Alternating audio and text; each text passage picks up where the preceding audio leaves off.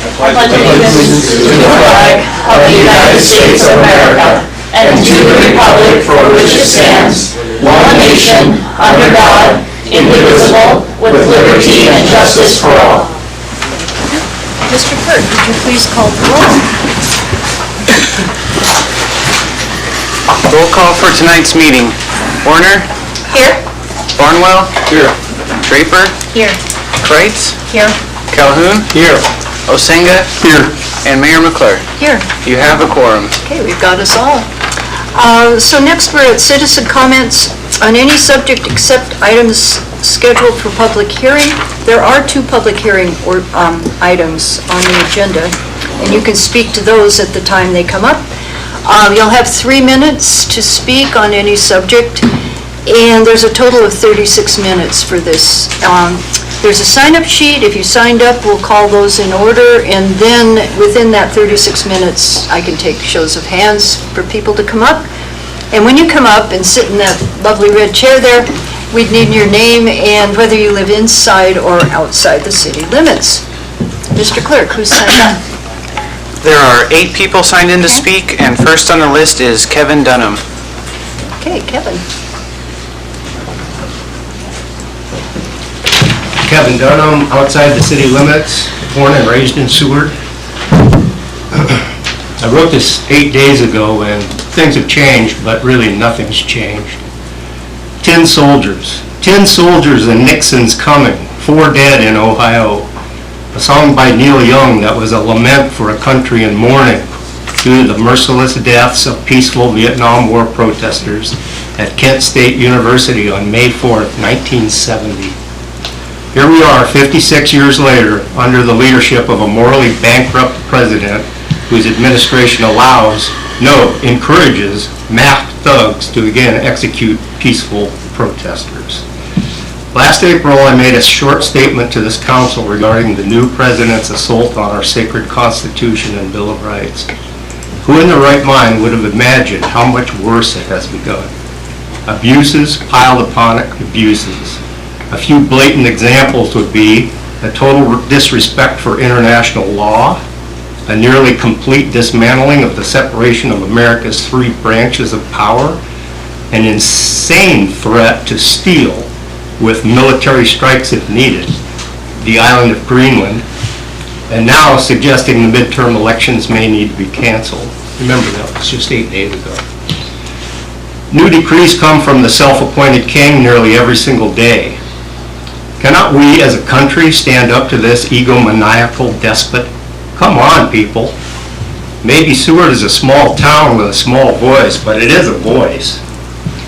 This honorable council would be doing our great country a huge favor by drafting a resolution to denounce the actions of this current regime. Please, with all due respect, say something. Yes, it could hurt us in the short term, possibly even losing some of the federal money slated for local projects. But in the long term, you would be remembered as having the guts to call the current powers exactly what they are, bullies with no morals. 10 soldiers and Trump is coming. Thank you for the freedom to speak while it is still a freedom. Thank you, Kevin. Mr. Clerk. I have a little trouble reading this one in S.R. Severin? Severin, yeah. Not to be confused with our city attorney here. About the stores they want to put on the dock down there. That's possible. Is that possible or? Yeah. No, that's.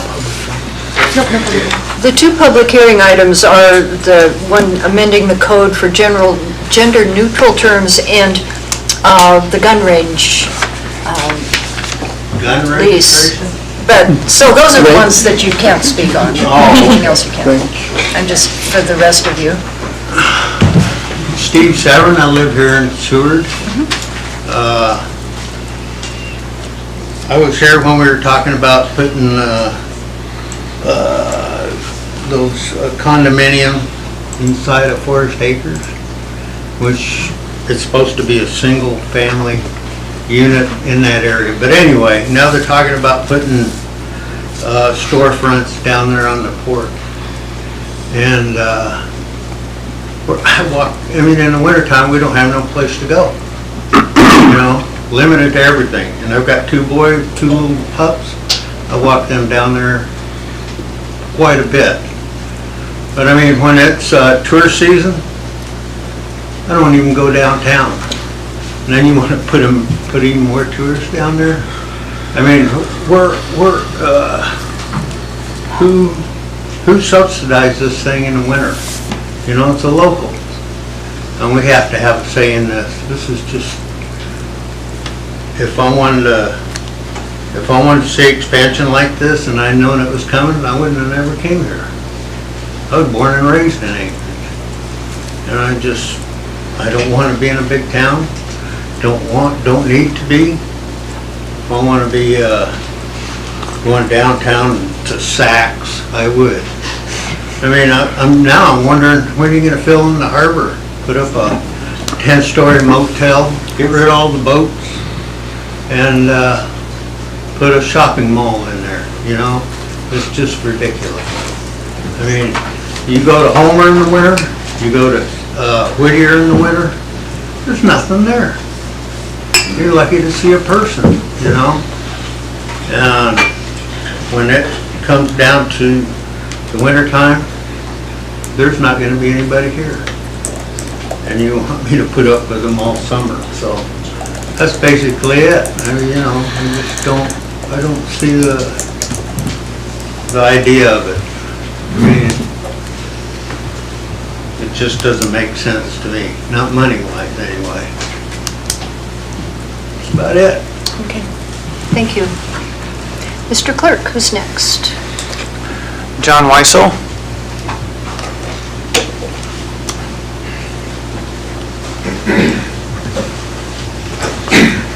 Hi, John Weisel, outside of city limits, and I was asked to read a letter given to me from some members in Seward. Good evening, Mayor and council members. Thank you for the opportunity to speak. I'm here as a Seward resident and business community stakeholder to comment on the proposed extension and increase of city's contract with Chamber of Commerce. The Chamber currently receives roughly $300,000 in public funding derived from the bed tax, and this year is requesting more than $400,000. With that level of public investment, it's reasonable and necessary for residents to ask how those funds are being used and whether they align with the original purpose of the contract. Many in the community are concerned that the Chamber has drifted beyond its core mission of supporting commerce and economic development. Public funds intended for business promotion should be used in a way that is politically neutral, equitable, and focused squarely on economic outcomes. Regardless of personal beliefs, a publicly funded organization must meet a higher standard of neutrality and accountability than a private one. There are also concerns about fairness. A chamber supported by tax dollars should apply consistent standards to all businesses. When some businesses receive preferential treatment such as discounted or free memberships while others pay full dues, it creates perception of favoritism and erodes trust within the business community. Another issue is representation. Many local business owners, particularly year-round blue-collar or non-tourism business, feel that the Chamber does not reflect the full diversity of Seward's business environment. When businesses feel unheard or unrepresented, they disengage and membership declines. That weakens the organization and undermines the value of public investment. Residents are also asking for clearer measures of return on investment before increasing funding. The public deserves to understand that success looks like. How are outcomes being measured? How does this spending support year-round economic resilience, not just peak season tourism? More funding should come with more transparency and clearer performance metrics.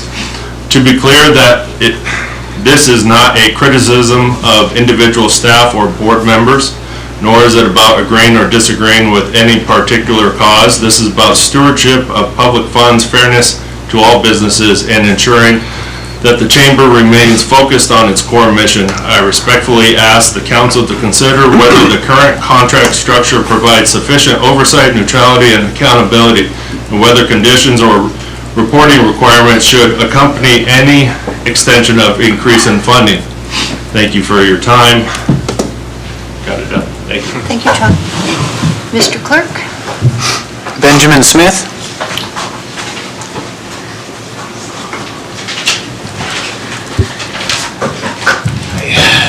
Madam Mayor, Council, my name is Benjamin Smith. I'm outside city limits.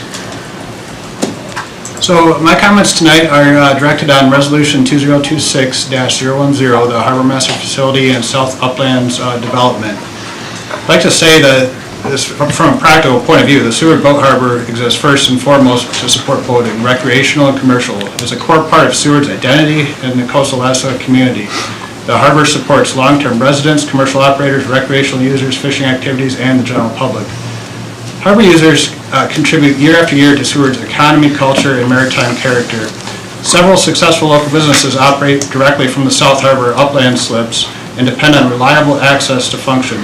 These users rely on practical, safe, and functional access to use it effectively.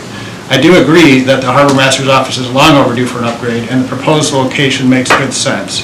My concern is the broader South Harbor Uplands development with the lease sites and how this current design affects parking and for boating-related access.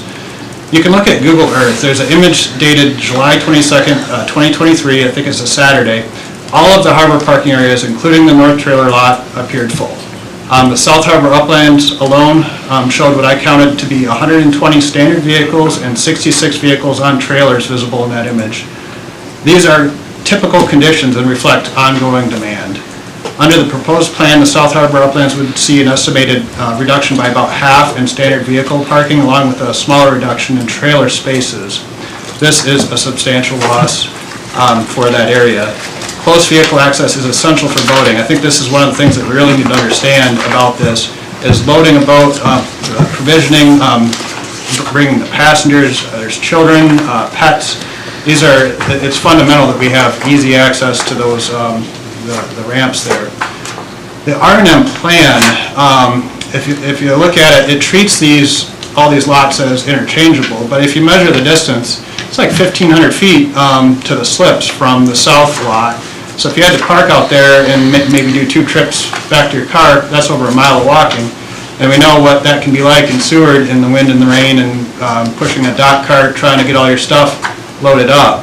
There's just no practical alternative to absorb the loss of parking.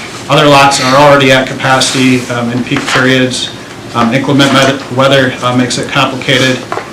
In closing, I'm not anti-development.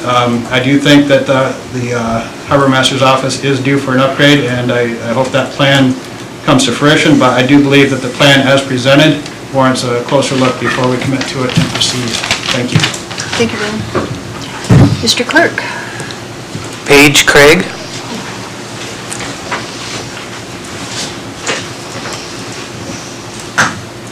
Hey everyone, Paige, I just got married, so I guess Craig. Outside city limits, I am the events coordinator for the Chamber. So as many of you know, we had last weekend the 41st annual Polar Bear Jump Weekend. This is the first year that the Chamber has coordinated the event. We took over from the amazing all-volunteer nonprofit board that ran it for 40 years. Many of you may remember that Friday before, we had terrible icy weather, roads, flooding, all that stuff. So we had a lot of out-of-towners that reportedly had to turn around. But despite all this, we had really amazing community turnout. For the jump itself, we had 15 teams made up of 62 jumpers. And the jumpers raised over $200,000 for the American Cancer Society.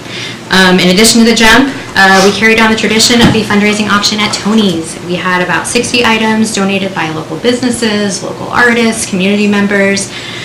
We had the coffee with cat, was very popular. Harbor Master donated a boat lift. We had a lot of really fun donations from Sports and Rec. In addition to the auction, there were fundraisers hosted by community partners. We had the American Legion, had 2 steak nights, delicious steak by the way. and a karaoke contest. Frozen Cactus Salon had a really adorable princess party. Sports and Rec had a fun polar carnival.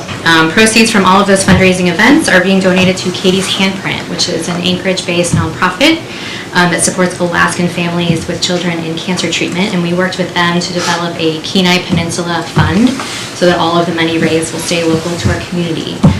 So between all of those fundraisers, all of these events raised, we don't have the final numbers, but at least $8,000 for Katie's Handprint. So I just want to take my last minute and recognize so much support that went into that weekend. Huge thanks to the city, the Harbor Master's office. Harbor Master Tony did so much, ran the whole jump. Parks and Rec, Sports and Rec, the Seward Police Department, Seward Fire Department, City Manager's Office, as well as the Seward Volunteer Ambulance Corps. So many local businesses donated, participated, but in particular, The Breeze, Tony's Bar, and Seward Saunas. So just a huge thank you, all of our volunteers and community members for showing up to support this great cause. I also have some stickers if anyone wants them after the meeting. Thank you. Mr. Clerk? Russ White.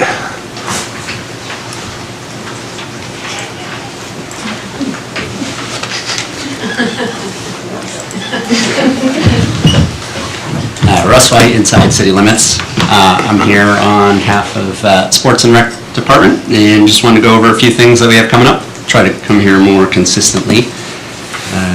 So we had Urbex Youth Basketball start up last Saturday, and I just want to say thank you to all our sponsors, Urbex, for sponsoring all the teams out there. If you guys are interested in seeing some of the Urbex, will be at the high school on Thursday night for the Seahawk Classic at halftime. It's really awesome to see everyone cheer on the kids as they get out there in front of everybody. And that will continue on until March. We also started up volleyball leagues recently, and we still need a few players for some teams. Some teams are lacking a few players, so if you're interested, come on out on Monday nights or Wednesday nights, and we'll find you a team. A few upcoming events. We have Kids Climbing Clinic the first week of February. It'll be Monday through Friday, 2:45 to 5:45, ages 5 and up. So if you're looking for something for your kids to do after school, that's available at the AppTech Gym. We're looking for more signups for Kids Archery. This will be our third session. That is also Mondays in February at 5:15 at the middle school. It's free of charge thanks to our partnership with Youth 360. And you can find all these signups at SewardParksandRec.com. SewardParksandRecreation.com. A couple of our favorite events coming up. We have Build a Bouquet on Friday, February 13th.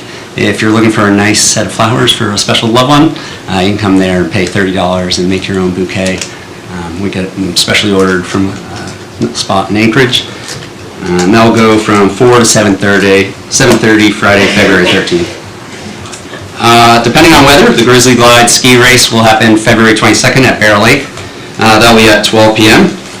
We weren't able to do it last year because of weather, but we're hoping the snow will be good, and so keep that on your schedule. And if you're into skiing, come on out and race. If you have a dog, you can schedule too. And then we've just set dates for some of our bigger events. Just want to get those out there for anybody interested. The Tony's Volleyball Tournament that brings in folks from Anchorage and all over the Kenai Peninsula is set for April 18th and 19th. And then the Kite Festival is set for April 25th this year. And that's all the events I want to talk about now, so thank you. Thank you.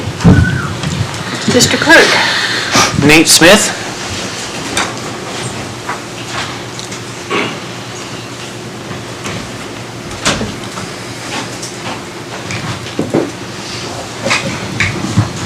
Nate Smith outside of Seward City Limits.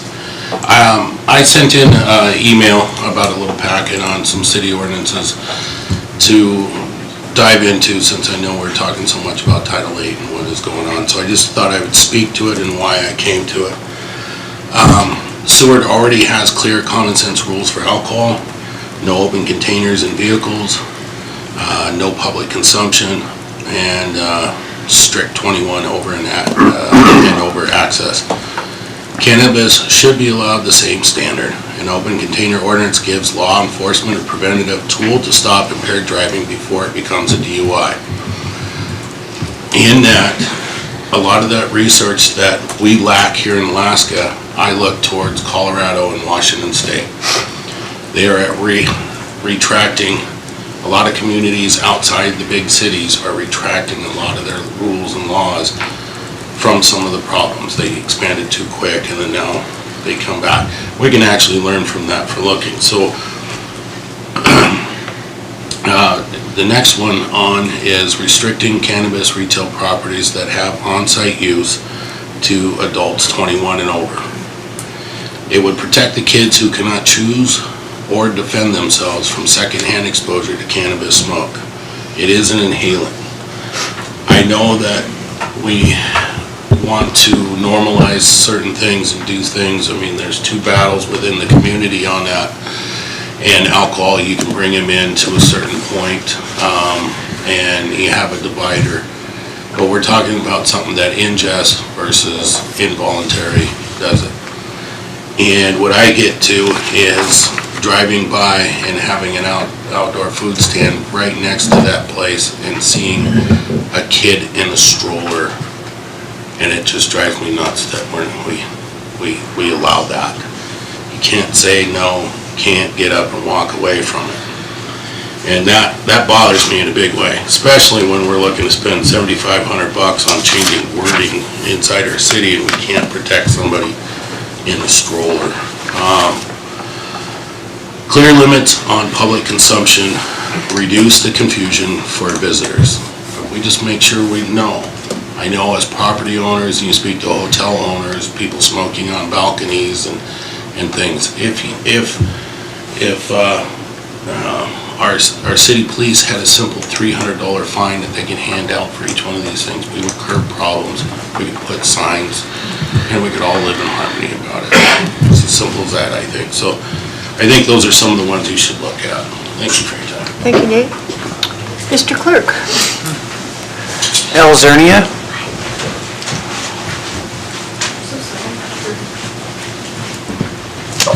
Good evening, everybody. My name's El Zernia. I live outside city limits. I had and currently am co-owner in businesses in the harbor. And I guess I respect people from both sides that want development and those that don't want development. I completely support getting a new harbor master's building. I think it's way past due. The other one is just not. I love this harbor. I owe my entire livelihood to what this harbor has provided in my life and for my family. I've been here for 25 years in that harbor. I've created a festival with my partners that celebrates the harbor. And I guess I'm just coming before you and I just want to address that I would love for us to be very mindful when we are addressing the ideas of adding more businesses to the new Uplands area. Current users like us, we are helping to pay for this expansion through our head taxes. And I just think it's very prudent that we keep in mind that we need to still maintain our services, not at the detriment of creating more businesses that are also going to be using our services. And I am referring to parking. Parking is very concerning most days during the summer. And if we take away spots to put up more businesses, it's going to take away from the current businesses. And I would just love to just make sure there's conversations around making sure that we are looking at that and trying to come up with solutions. I know that community development, I was going to pay a compliment to Danny, he's not here, has done an amazing job in different instances with getting the community together to get their input, whereas some of them will not write a letter or come to a council meeting. But having, just an open meeting at a open location and encouraging them to come by and hear what's going on and just be aware of what's going on would be super important, I think. I've said it for 25 years, charter folk are just peculiar people. We just are. We gotta sometimes be cornered.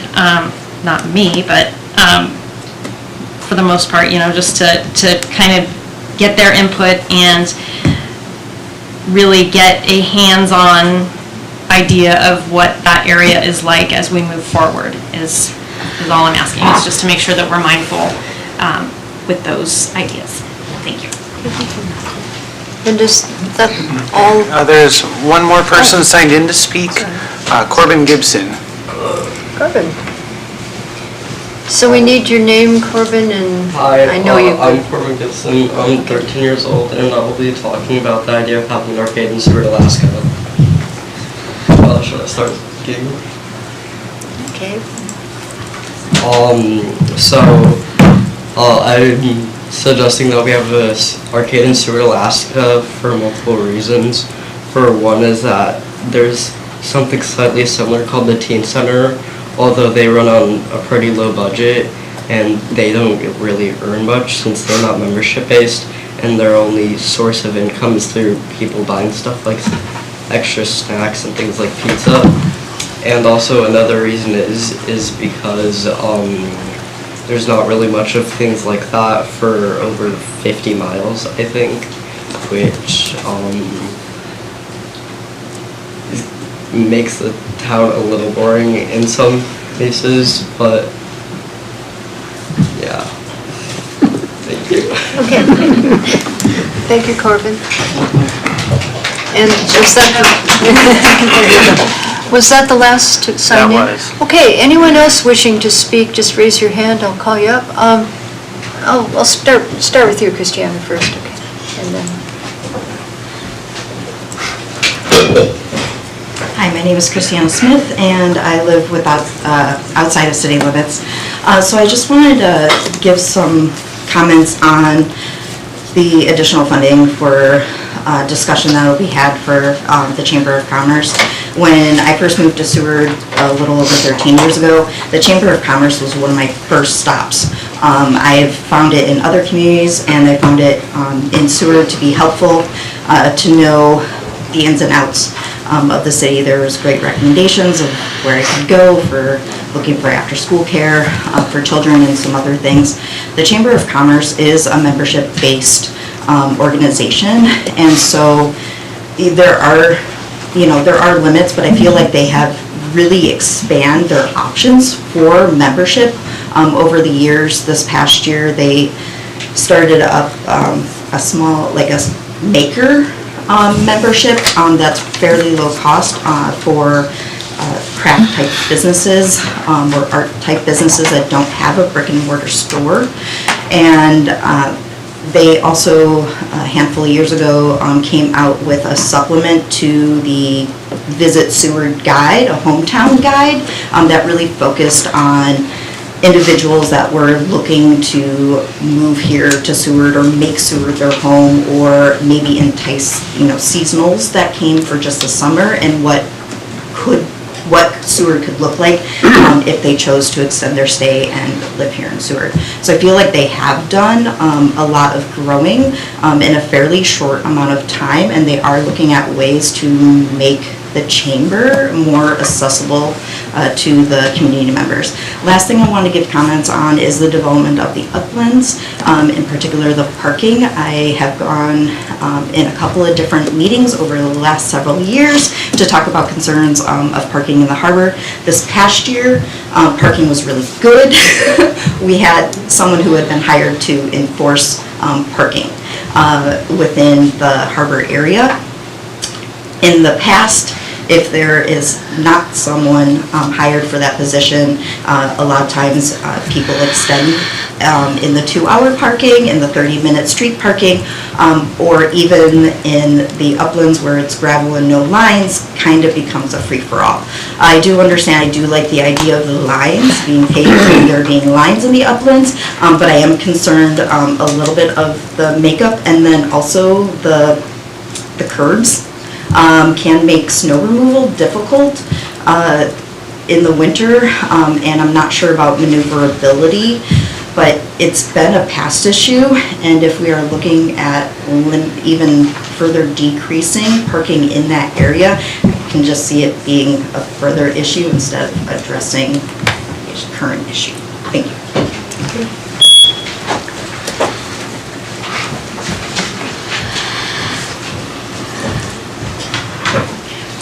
I'm Micah Van Buskirk. I live inside city limits. I have a couple different hats here. I'm going to switch them out.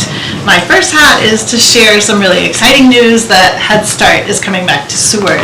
And it was here like 20 years ago, but now it's being, Chugachmute has received a grant to operate a Head Start in the Orca building, and there's construction happening right now, and they're hoping to open in March. And it's for 3 to 5-year-olds. It's completely free. There's no income verification. Right now we have 14, maybe 15 slots once the construction is done and the fire marshal actually gives us our occupancy.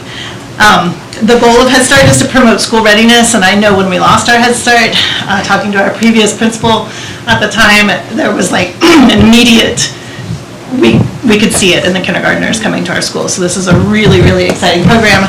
Right now it's Monday through Friday from 8:30 to 3 o'clock, and again, it's totally free to people who, you have to apply for it, you get put on a wait list, and then people are evaluated based on various things. But it's not income-based like it was before. It's right now just during the school year, but they're looking at maybe expanding it through the summer, and then maybe even if we can find space, opening it up to 0 to 3. So that's all exciting news, and I'll leave some flyers over there if that's okay, where you can get the application. Is that okay to put some flyers over there? Okay. All right, second hat, super fast. I'm also your new, or Eastern Peninsula, Kenai Peninsula school board representative, and I'd love to just start coming to give you guys some updates here and there. I wrote an article for the Seward Folly last week, and I just thought maybe I'd give you guys an update also, because some of it might be relevant for you guys. First, some good news is our graduation rate in the school district dipped after COVID to 77% graduating from our school district. We, last year, Kenai Peninsula School District went up to 85% as our graduation rate, so that's great progress. Seward High School is at 87%, so Seward High School is doing better than district average, and our statewide average is 79.8%, so that's even, we're doing way better than the state. The bad news is we were told at our board meeting earlier this month that we have an $8.5 million deficit coming up, and so in order, we're looking at more cuts within our schools, because the school doesn't bring in money. We're completely dependent on the state and the borough for our revenue. And we've reiterated that our focus as we do budget cuts is going to be whatever we can do to bring out better student outcomes. So we're really trying to focus on what we cut. And there was a lot of discussion of closing some schools because the population of enrollment has gone down so much, over 20% district-wide and 30% in our area. So there's a lot of conversation about closing one school in the Eastern Peninsula, Seward Middle School, Southern Peninsula in Homer, and Central Peninsula, and then also our pools across the district. And with the hope that our cities and borough would work to try to keep them going. Thank you, Micah. Anyone else in here wishing to speak? Could you, Elle, would you just ask, because we have a little time still. Is there anybody out here that would like to speak? No? Okay, last chance. All right, I'll close the citizen comment. There is a 5-minute slot for comments at the end, so if you didn't know that. We're now to the approval of the agenda and the consent agenda. I'd ask for a motion to approve and a second, please. I'll move for the approval of tonight's agenda and consent agenda. I'll second. Okay, it's been moved and seconded. Are there any changes anyone would like to make? Councilmember Draper. I would like to pull Resolution 2026-013 from the consent agenda, please. Okay. Anyone else? Any other things? All right, Mr. Clerk, we're ready to vote. Voting on the approval of tonight's agenda and consent agenda as amended. Osenga? Yes. Warner? Yes. Draper? Yes. Barnwell? Yes. Kreitz? Yes. Calhoun? Yes. And Mayor McClure. Yes.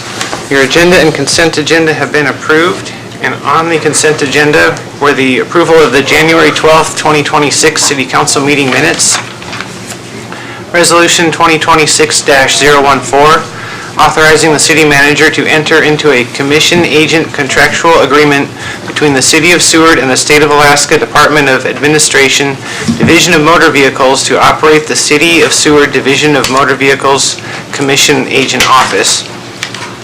Resolution 2026-015, approving the Planning and Zoning Commission priorities for January 2026 to January 2027. And lastly, no grounds for protest to the AMCO liquor license renewal for Firebrand Barbecue. Okay, thank you. So, since Resolution 2026-013 was pulled from consent, where do I put that, Mr. Clerk? So that will be under new business at the item 5 after the other resolutions. Oh, okay, hold on a minute. All righty. It's been a while since anything's been pulled, so I had to make sure I do it right. So it'll go Resolution 2026-0112, and then we'll end with the 013. Okay.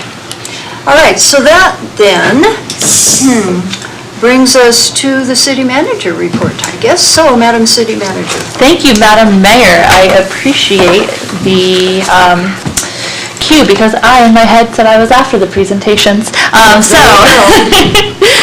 For the city manager report tonight, I wanted to give an update. Last week, I spent a good chunk of the day touring Seward with Senator Dan Sullivan. And so we visited across the bay over at SMIC and saw the JAG facilities and a lot of things that they're working on over there. We also went to the hospital and met with our hospital administrator, Helena Jagalski, and the Seward Community Health Center administrator, Jillian Chapman, as well. We had some really great discussions about the future of the Coast Guard in the city of Seward. The big news that we are excited for is seeing an updated award for the contract of the FRC property over across the bay. So that had been in limbo for a very long time. And we're really looking forward to seeing it moving forward at a exponentially increased pace, and are being told that the construction is projected to be completed by July 2029. And so that's really exciting to have a firm date. I believe the RFP is going out in a month or so, so very much looking forward to that and seeing that work continue. We've also been working, accepting applications for the DRP, the Development Reimbursement Program, and you should be seeing notification of a work session on that in March, and where we'll review the applications and go through all of those to see which ones fit the criteria that you had previously created. So we'll look forward to that in March. And then I think that's all I would like to hit on for now, unless you have any questions. Okay, questions or comments from council? None? Well, I enjoyed meeting with Senator Sullivan too. I got to get in on the lunch and the discussion about the Coast Guard before they all took off on all the other tours, so that was good. Yeah, that's great. Anything else? Okay.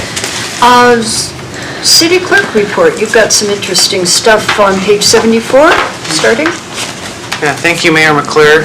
We have a 2-page report in the packet from Clerk's office staff. The first one is the business licenses issued 2025 compared to 2024, and Karen Corrigan put that one together.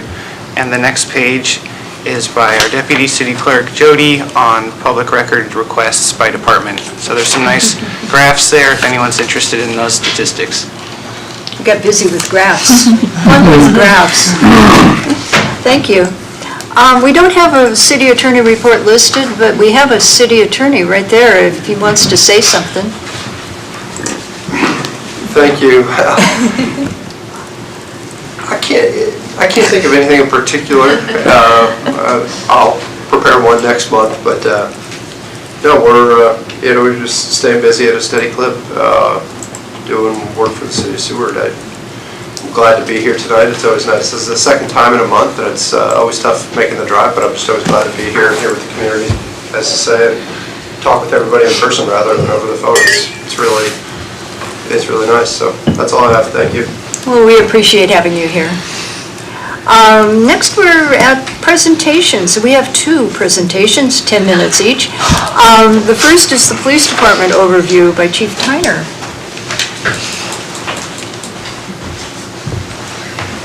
And I'd like to add, Madam Mayor, that this is the final in our series of So the last what do you call it? Department head presentation. So thanks. We saved the best for last. Oh, I don't know about that. They saved it for the biggest meeting of the year. And I thought I was going to get out of it, but I couldn't. And I was called in sick today. I'm so nervous. Let me just try this. Okay. So, good evening, and I just wanted to start by thanking everyone for having me here and giving me the opportunity to talk to you today about the police department. For those of you who don't know me, maybe on TV or whatever, I'm Louis Tyner, the Chief of Police for the City of Seward. We do a lot of reading. Today I'll share a little bit about who we are as a department, our mission, our history, and how we serve the community. I'll keep it straightforward, and I'll address any questions anyone has at the end. Our mission is really the foundation of everything that we do. It is the core, or at its core, it's about providing honest, efficient, and effective law enforcement services. We focus on high-quality service, protecting people, property, and individual rights. Just as important, we believe strongly in working with the community. Public safety works best when there's trust, communication, and cooperation. Our goal isn't just enforcement, it's encouraging voluntary compliance and keeping Seward a safe place to live and visit. In short, we're here to serve, protect, and partner with our community. The Seward Police Department has a long history in this community. We were established on June 18, 1912, so we've been serving Seward for well over a century. In addition to policing, our department plays a key role in emergency response. We dispatch for the Seward Fire Department, Seward Volunteer Ambulance Corps, Lowell Point Volunteer Fire Department, and other city departments. In emergencies, we serve as a coordination hub, helping make sure the right resources are responding quickly and effectively. That coordination is a big part of how we support public safety across the entire city. This history shapes how we operate today, our collaboration and readiness at the center of our work. Seward Police Department is made up of dedicated professionals across patrol, dispatch, DMV, animal control, who all work together every day to keep Seward safe. Our organizational structure supports clear communication, strong supervision, and dependable coverage across all functions. Seward Police Department is authorized for 21 positions and is currently staffed with 19 employees with 2 vacancies and one long-term patrol officer. Leadership roles within the department help ensure accountability, coordination, and continuity of operations. This structure allows the Seward Police Department to operate effectively and respond to the needs of the community. Start with our first division, dispatch. Dispatch plays a central role in everything that we do. They operate 24 hours a day, 7 days a week. Dispatchers answer all 911 calls and coordinate responses for police, fire, and EMS. Often, they are the calm voice people hear during moments of crisis. Their accuracy, professionalism, and compassion help ensure the right help arrives quickly. We rely on their work every day and are grateful for such an exceptional dispatch team. And the 6 of them are listed there. Next is our patrol division. Patrol is the front line connection between our department and the community. Officers respond to calls for service, conduct routine patrols, and enforce traffic laws. They also provide a visible and reassuring presence throughout the city. Patrol works closely with dispatch, animal control, and administration. Beyond enforcement, patrol officers focus on safety, visibility, and relationships. Their goal is to help residents, visitors, and businesses feel supported and protected, and we are lucky to have a dedicated patrol team with such a wide range of experience. Our Department of Motor Vehicles operates as part of the Police Department. It is a City of Seward office contracted with the state of Alaska, as we heard in the earlier resolution. The DMV provides driver's licenses, road tests, vehicle and boat registrations, and real IDs. Having these services available local is important for our community. The DMV team does a great job serving the public professionally and efficiently. Next slide is the animal shelter. Animal control and the animal shelter are also part of our department. Their work focuses on the safety and well-being of both people and animals. They enforce animal control laws and respond to animal-related calls. They also support adoptions, pet licensing, and public education. We are proud to operate a no-kill shelter.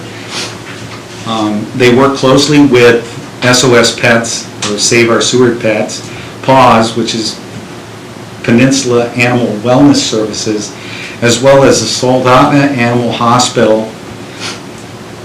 They are the partners that greatly support the work we do at the animal shelter. The Seward Animal Control Department work helps promote responsible pet ownership and a safer community.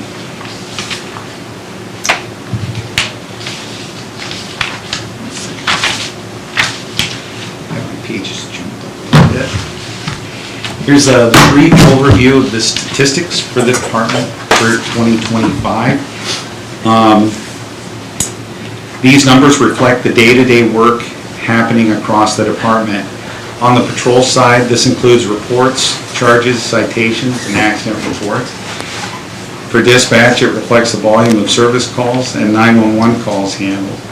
The DMV numbers show the steady demand for licensing, registrations, and testings, and those do only, on the DMV, it only reflects the 6-month numbers. Animal control statistics reflect community calls, shelter activity, and volunteer involvement. Each of these numbers represents real people, real situations, and real service. Taken together, they show how active and varied our work is. And I wasn't going to go line to line, but there's many more things that the department does do that isn't included on there. This is just a snapshot. So, the department's involved in quite a few annual community events. Again, this is just kind of a snapshot of some of those that we had photos of throughout our CMRs this year. Community engagement is an important part of our work. These photos highlight some of the events we participated in throughout the year.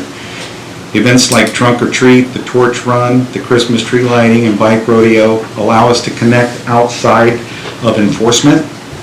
They give us a chance to build relationships, especially with kids and families. These interactions help people see our officers as approachable and part of the community. We value these opportunities and appreciate everyone who helps make them possible.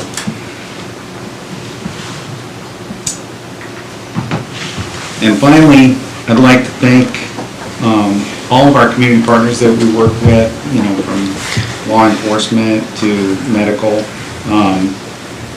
fire department. They all of us help try to keep Seward as safe as it possibly can be. I appreciate the opportunity to be able to give this presentation, and if you have any questions, answer them. Thank you. Well done. Questions? We appreciate your presence. Thank you very much. And the second presentation is Fire Department Strategic Plan by Katmai Solutions. Good evening. Thank you so much for having me. My name is Dan Nelson. I'm with Katmai Solutions. We are a public safety and emergency management consulting firm. We're based out of Soldotna. And kind of today what I wanted to talk about here is our engagement with the Seward Fire Department and the City Manager's Office who approached us. I think we've actually been talking about this for quite a while, but looking at a strategic plan for your community's fire department. And so I want to bring a little bit of just a quick overview to you. Most of the planning was done by Mr. Abner Hogue. He spent a lot of time talking with folks in the community. He has many, many years' experience in both military and civilian firefighting, many years in Alaska, and he does send his apologies that he could not make it over to Seward tonight. But really what we're looking at doing as an objective when we look at a strategic plan like this is as it's listed on the screen there. We want to make sure that your emergency services are strong, that they're doing what they need you to do, that they're ready to serve in all of the various ways that fire departments and of course other public safety departments in your city are called upon, and they especially align with community expectations. And that's a big part of our process, is to get a sense of what your community and what your citizens are thinking about and what they expect from your public safety departments. So the plan is fairly detailed. It gets in-depth based on the information through different objectives, different parts of the fire department. We cover suppression, EMS, but also training, facilities, the types of apparatus, vehicles you have, and also your partnership with the other fire departments and other partners that you have here on the Eastern Peninsula. So a couple things that I just want to point out of some really great strengths. You have a very strong culture of training and preparedness here in your department. You've had some improvement in response times as of late. And really one of the interesting things, I'll talk a little bit about how we did this and some of the community input. You have a very, very strong community reputation among your first responders in your fire department. So that is really quite a bit to be said for that. But there are some challenges, and I know many of you on the council are aware of them.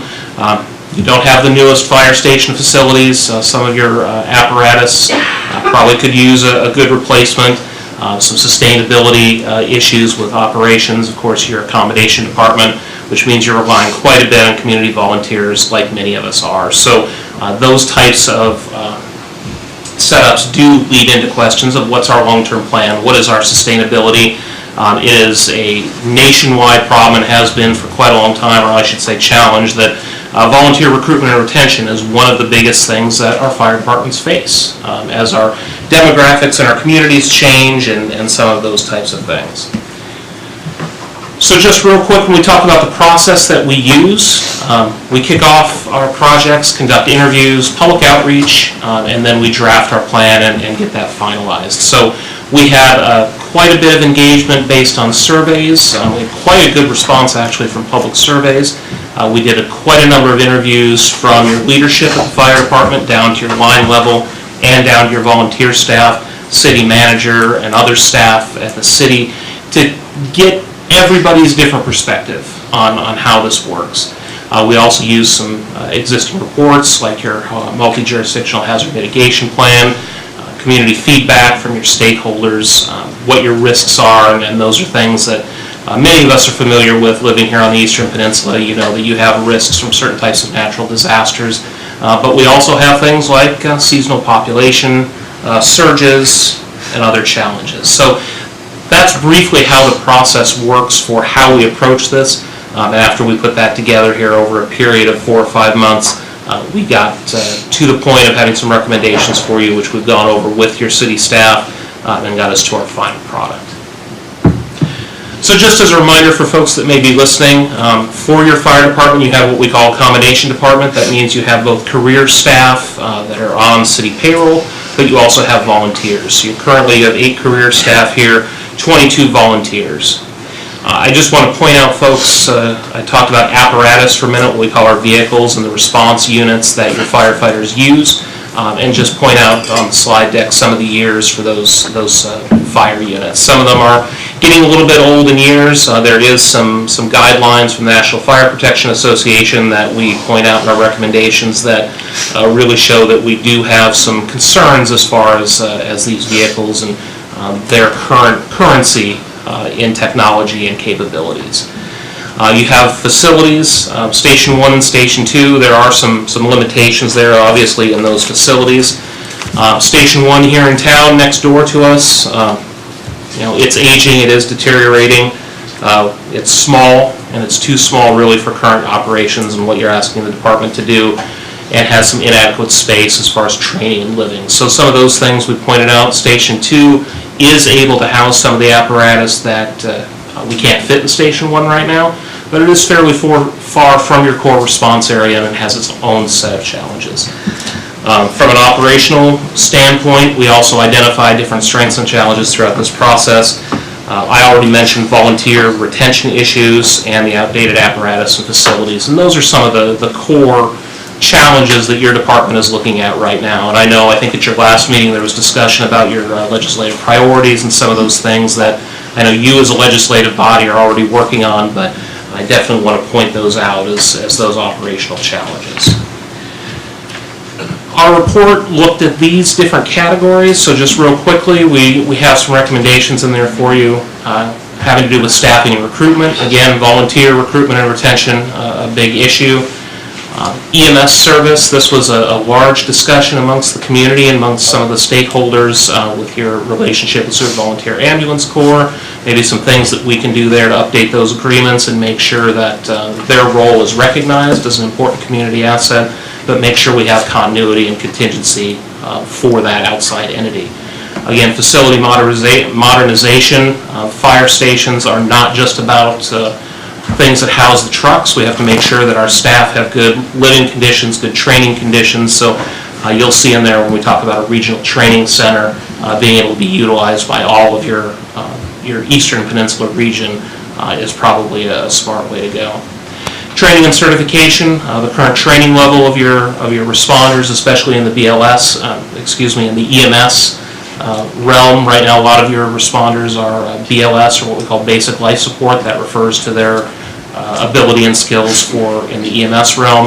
Advanced life support is the standard currently, and so I know there's work being done to get some of those training levels up, but continuous training and certification both on the EMS side, the firefighting side, and then also all of the specialty rescues and skills that we ask our firefighters to do, such as maritime firefighting, hazardous materials are important. There was a large concern and emphasis placed on community risk reduction, and so when we talk about that in the fire service, we're not just talking about fire safety. Your fire department is also really your emergency response for natural disasters and larger scale events. So this talks about things from public education, we talk about stop, drop, and roll and elementary type age groups, all the way up to fire explorers here in the middle school, high school range, to our adults and our visitors when it comes to evacuation routes and other things. Last couple items on there, regional collaboration. It is impossible to do this work as an island. I know many of you know that, so you've got some neighboring fire departments that also have fine programs, making sure that you're collaborating with those folks. Apparatus replacement, there's a note on there about the motor pool funding. There is some comments that we've received and talked about maybe how the process of how the motor pool fund works, and recognizing that specifically for the fire service, as it kind of right now has a blanket process in your internal funds. We always talk about these things, and the next time we have to ask is, how do we fund this? Obviously, we're hoping that this strategic plan and this report gives you a roadmap, but also helps you substantiate grant opportunities. Right now, I know many of you are familiar that Homeland Security, FEMA grants, really any federal grant program is a bit of a challenge at this point, but there may be alternate revenue streams we can look at. Again, I think last meeting was your discussion on congressionally designated spending, so we talk about those things as well.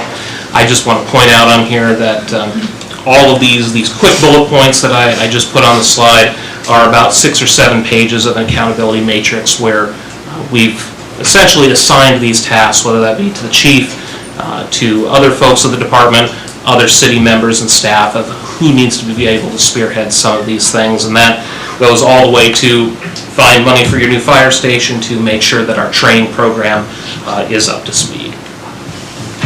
So finally, I'll just close out. As a legislative body, of course, you may expect to see some strategic priorities, some funding type issues coming in, and being able to support that going forward. And that may also include some administrative things, city code, updated regional and mutual aid agreements. I'm at the end of my time, and I know I talked very quickly, but I'm happy to stand for any questions from the council. Good timing. Okay, questions for Dan? I have just one, and it just came to mind. We have the dispatchers here, and there was always some controversy if you call 911, it goes maybe not to here, but to Soldotna. Do you know how that actually physically works now?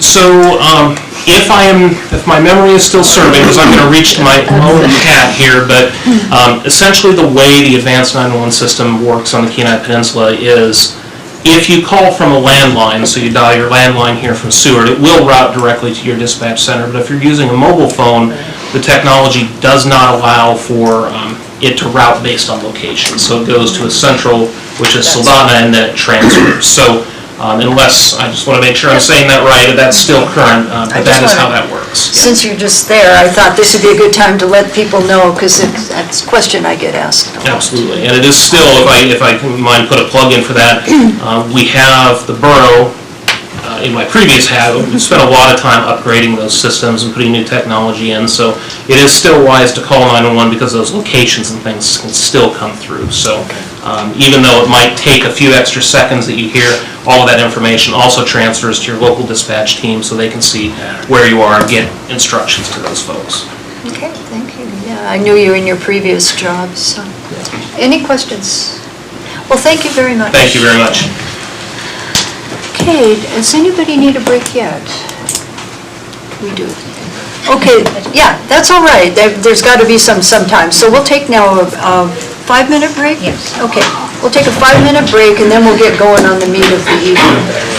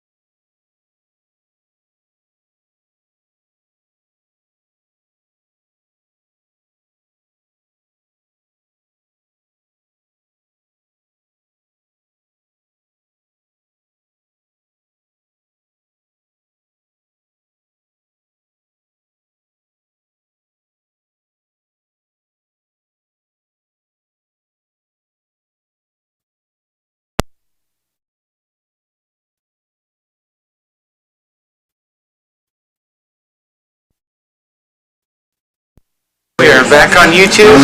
We're ready when you are, Mayor. Okay, I'll bring us back to order. It's 8:08 now. Took a minute to get the mics on. We're now at public hearings, and when it's time for the speaking, I'll give the rules, but we have one ordinance for enactment, which requires a public hearing. It is Ordinance 2026-001. Mr. Clerk, would you please read that into the record? Ordinance 2026-001, amending the Seward City Code to replace masculine, feminine language with gender-neutral terms and authorizing the codifier to implement non-substantive edits. Okay, and you'll find this on page 76 if you're following along. I'd like to ask for a motion to enact and a second, please. I'll move to enact ordinance 2026-001. Second. Okay, it's been moved and seconded. Administration, would you please speak to this? Thank you, Madam Mayor. This is actually sponsored by the city clerk, so I'll... Mr. Clerk, would you please speak to this? Thank you, Mayor McClure. So, I'm just going to read a small part of the section 1 of the ordinance. This ordinance will replace gendered language in the Seward City Code with gender-neutral terminology consistent with the gender-neutral report attached.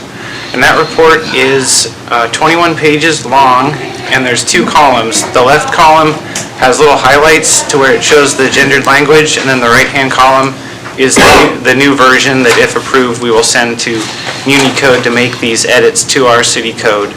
And this is such a common issue that Municode offers this as a service. It's just something that they specialize in to help local governments create more inclusive environments and not do these outdated stereotypes. And I'd like to thank our city attorney as well for reviewing these edits with me. I don't know if you have any comments. Sam?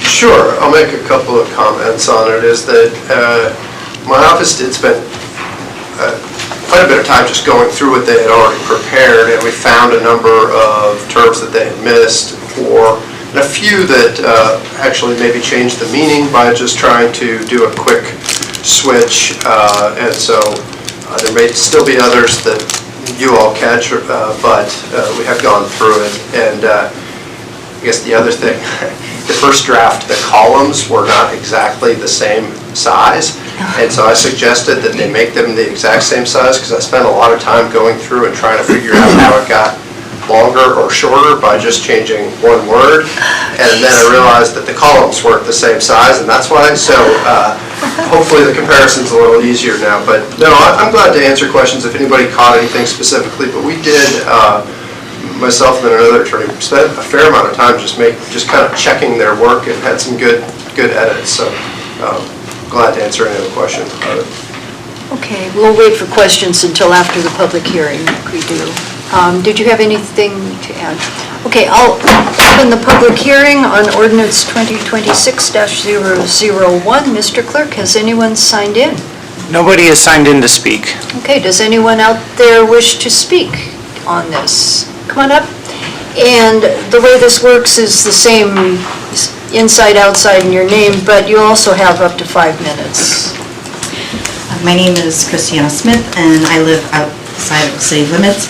I apologize for not being more prepared. I saw it on the agenda when the packet was released, but I did not realize that it needed a public hearing until tonight.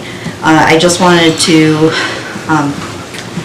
say some comments in support for, in the background and justification that was provided in the packet, that Municode does work to create more inclusive environments, and one area is in Code of Ordinances, and in the ordinance itself discussing working to create more inclusive environments, and that one area that is lagging behind is the Code of Ordinances. And looking through the changes, it makes sense for nowadays, and with a lot of the time it's omitting or very minor changes, just to a gender-neutral term. For example, changing workman's compensation into workers' compensation, which I believe has already kind of changed a number of years ago. So it's just kind of bringing the code up to date with other areas that have already made the changes. Okay, thank you. Anyone else? Come on up.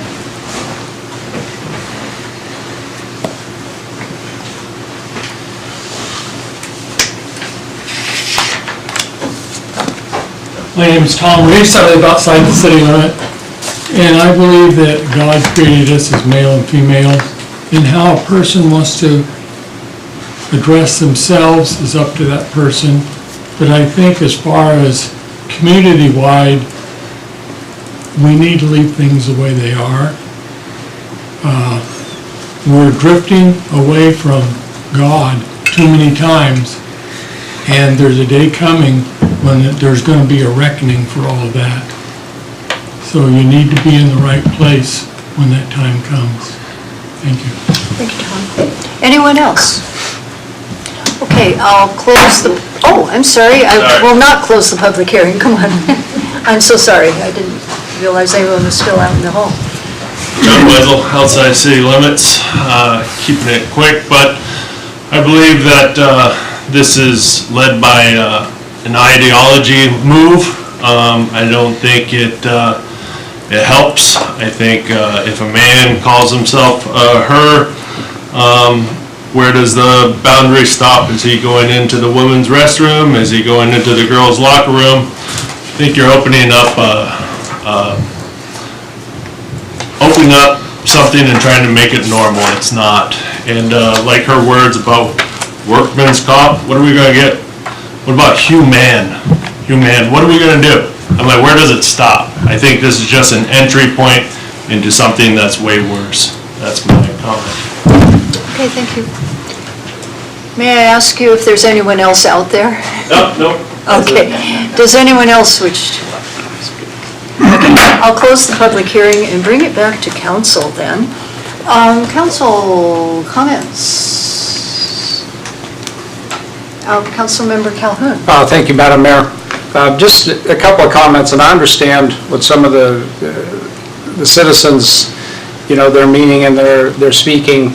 When I initially saw this, I was a little concerned, but if you dig into a lot of it, the changes are more geared towards who's sitting in the position, a particular position, as opposed to just generally speaking, because there are things in here that would refer to what the city manager was doing, and where it would actually say him, when our city manager is not a him.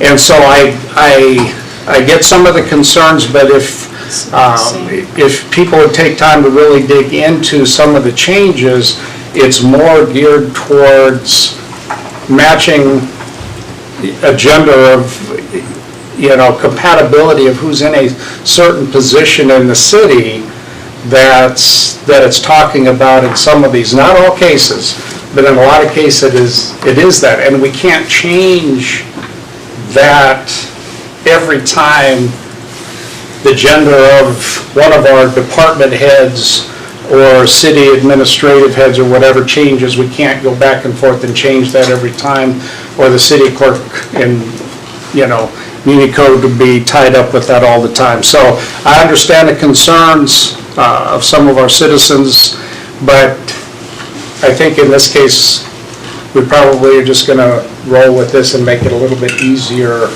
so that we're not changing things every time a position changes. Thank you. I agree. Anything else? Are we ready to vote? We're ready, Mr. Clerk. Voting on the enactment of Ordinance 2026-001. Osenga? Yes. Warner? Yes. Calhoun? Yes. Barnwell? Yes. Kreitz? Yes. Draper? Yes. And Mayor McClure. Yes. That ordinance has been enacted. Okay, and then we have one other public hearing. It's a resolution. Resolution 2026-002. Mr. Clerk, would you please read that? Resolution 2026-008, authorizing the city manager to enter into a new 20-year land lease with the Kenai Peninsula Borough for the gun range property. Okay, and you'll find that on page 102. I'd ask for a motion to adopt and a second, please. I move for the approval of Resolution 2026-008. I'll second. Okay, it's been moved and seconded. Administration. Thank you, Madam Mayor. This resolution authorizes the city to enter into a new 20-year land lease with the Kenai Peninsula Borough for the gun range. That lease is 20 years long and expires at the end of March of this year and costs $1 per year, so over the lifetime of the lease, about $20. This new 20-year lease, if approved tonight, will go in front of the borough in March, and we want to give official city authorization for the new lease when that does happen. After this lease, if this lease is approved tonight and the borough moves forward and approves as well, administration will schedule a discussion with council to review the conditional use permit and management agreement of the land that currently operates the gun range at this moment. So this is the first step, and then we'll review that CUP as is necessary at the 20-year cycle. Okay, thank you. And I will open the public hearing on Resolution 2026-008. Mr. Clerk, has anyone signed in? Nobody is signed in. Okay, does anyone out there want to speak to this? Anyone? Okay, I'll close the public hearing and bring it back to council.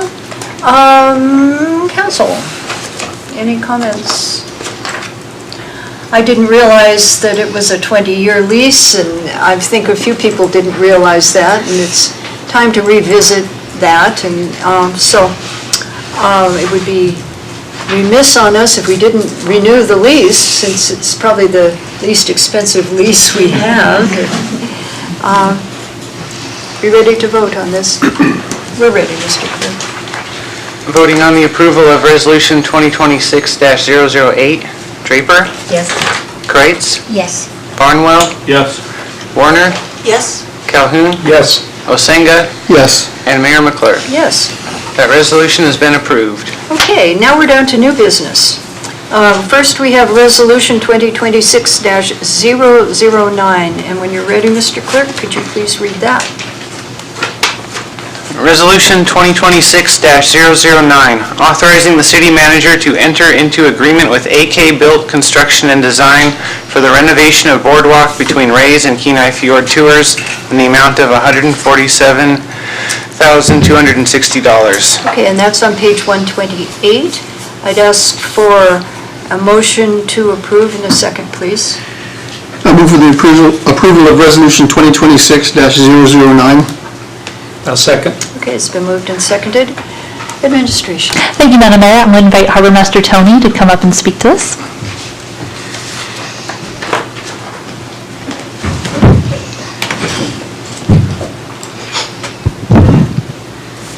Good evening, Madam Mayor, Council. Thanks for having me today. And now I'd like to invite Chief. You did such a great job with yours.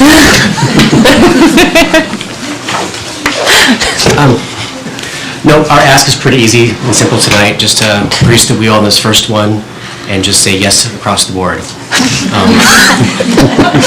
But we are, back in November, we released an RFP. Strike two, Tony. That's two bad jokes in a row. You still got to throw it. They're all home runs. Our ask on this one is to replace the section of Boardwalk between Rays and Kenai Fjords. We released this RFP back in November. It closed in December. We had 3 qualified applicants out of Anchorage. We evaluated and scored, and it was determined that AK Built was our best value for our request. Currently, just a quick little overview, that section, if you're aware of what that area looks like, it's currently 6 feet roughly by 136 feet. We're looking at expanding that to remove that little dirt mound that's in between the edge of the boardwalk and the parking area, to sort of clean that up and just pretty it up a little bit and put an actual curb, a defined curb that's not a parking barrier. And so then we go in the spring, or the fall, the spring, to clean it, or whoever cleans it. It just looks nice and just tighten everything up a little bit. And that's sort of part of the first phase of some of those other projects we'd like to get moving forward within the department and the area. Okay, thank you. Council, questions? Yes, Councilmember Calhoun. Not a great question, big question, a hard one, but just, the cost of this, it may seem a little bit high. Could you explain that it's not just the top boards and stuff that are being replaced on that there's some substructure and things involved, right? Absolutely, and that actually is a great question, Councilmember Calhoun. We left it open to the proposers to go down and do sort of their due diligence on what needed to be replaced. If it was piling, stringers, all the way up. In our minds, if it was just decking, we're thinking anywhere from 50 to what we saw come in. So, yeah, we just want a nice quality product to replace what is there. At best, we came up with this section of Boardwalk was done maybe in the mid-90s, so it's in various stages of rot and decay, and it's time to move forward. And did we mention where the funding would come? Great question. This project will utilize funding from the Cruise Passenger Vessel Fund, which is the head tax from all of the cruise ship passengers that come through town. Just wanted to make sure people knew that. Any other questions or comments? Are we ready to vote? I think we're ready, Mr. Clerk. Voting on the approval of Resolution 2026-009. Calhoun? Yes. Osenga? Yes. Warner? Yes. Draper? Yes. Barnwell? Yes. Kreitz? Yes. And Mayor McClure. Yes. That resolution has been approved. Okay, and then we have Resolution 2026-010. Mr. Clerk, could you read this one, please? Resolution 2026-010, authorizing the city manager to accept the proposal from R&M Consultants for the design, engineering, and construction for the new Harbor Masters facility and South Harbor Uplands development for a total project cost of $13,949,252, and to execute Task Order 38 in an amount not to exceed $2,088,980 and appropriating funds. And that's on page 142 and beyond. I'd ask for a motion to approve in a second, please. I move for the approval of Resolution 2026-010. I'll second. Okay, it's been moved and seconded. Administration. Thank you, Madam Mayor. This is the first of two resolutions to move forward with the design of a new Harbor Masters building in the Uplands lot. Some exciting things about it is that it would include a new two-story Harbor Masters office on the southwest corner of the lot, a boardwalk and path that goes around the uplands that would tie foot traffic from the current boardwalk down into the waterfront system trail, which is my personal favorite part about it all. Paved and organized parking for both cars and boat trailers, new public restrooms, and removing the camping area and creating an expanded park and recreation area to the south end behind the breakaway condos. The overall cost associated with this project is $13.9 million and includes the amount of this proposal from R&M Consultants for the design, engineering, and construction of the facilities and the entire Uplands lot. And something I'd like to clarify is that a lot of the documents showcased prior to this coming ahead of time was the 15% design of R&M's plans for those. And across the city, we've been working towards getting all of our projects up to 15%, so that if and when the time comes that we find funding or can move forward quickly with a project, we have that available to base it off of. But that 15% design doesn't pigeonhole us into what that project is going to be. So tonight, by approving this, you're telling R&M to go forward and finish that design and get it to a point where we can bring it back and put it out to bid. And so as we move forward with that, we'll see this project come up again and again and talk about things like parking and the lease spots and things along those lines that we've heard that community feedback from. And so while this is all part of the ongoing conversation, it's definitely exciting to bring forward after this is passed so that we can incorporate that comment into the 35% design. If approved tonight, we'll be having a lot of those regular discussions with council for updates, review, and approval. We'll give these thoughts to R&M, and then they'll bring the design up to 35%, and then we'll put that out for RFP and bring that contract back to you for approval. A lot of the pictures and space concepts are drafts at this point, so we're really excited for all of the community engagement so far, so that we can include those in the next steps if this is passed. Tentative timeline for this project is that engineering and design would start immediately with the goal of doing groundwork and foundation this summer and construction to begin in fall of 2026.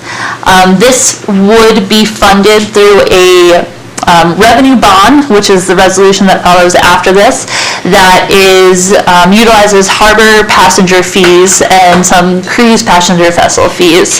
So that would be a fully funded through the revenue bond.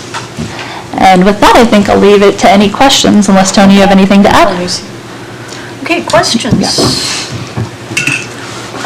Yes, go ahead, Councilmember. So have you guys, for parking, like, have we, because parking seems to be a big issue, right? And I know that planning and zoning has spent a lot of time with parking.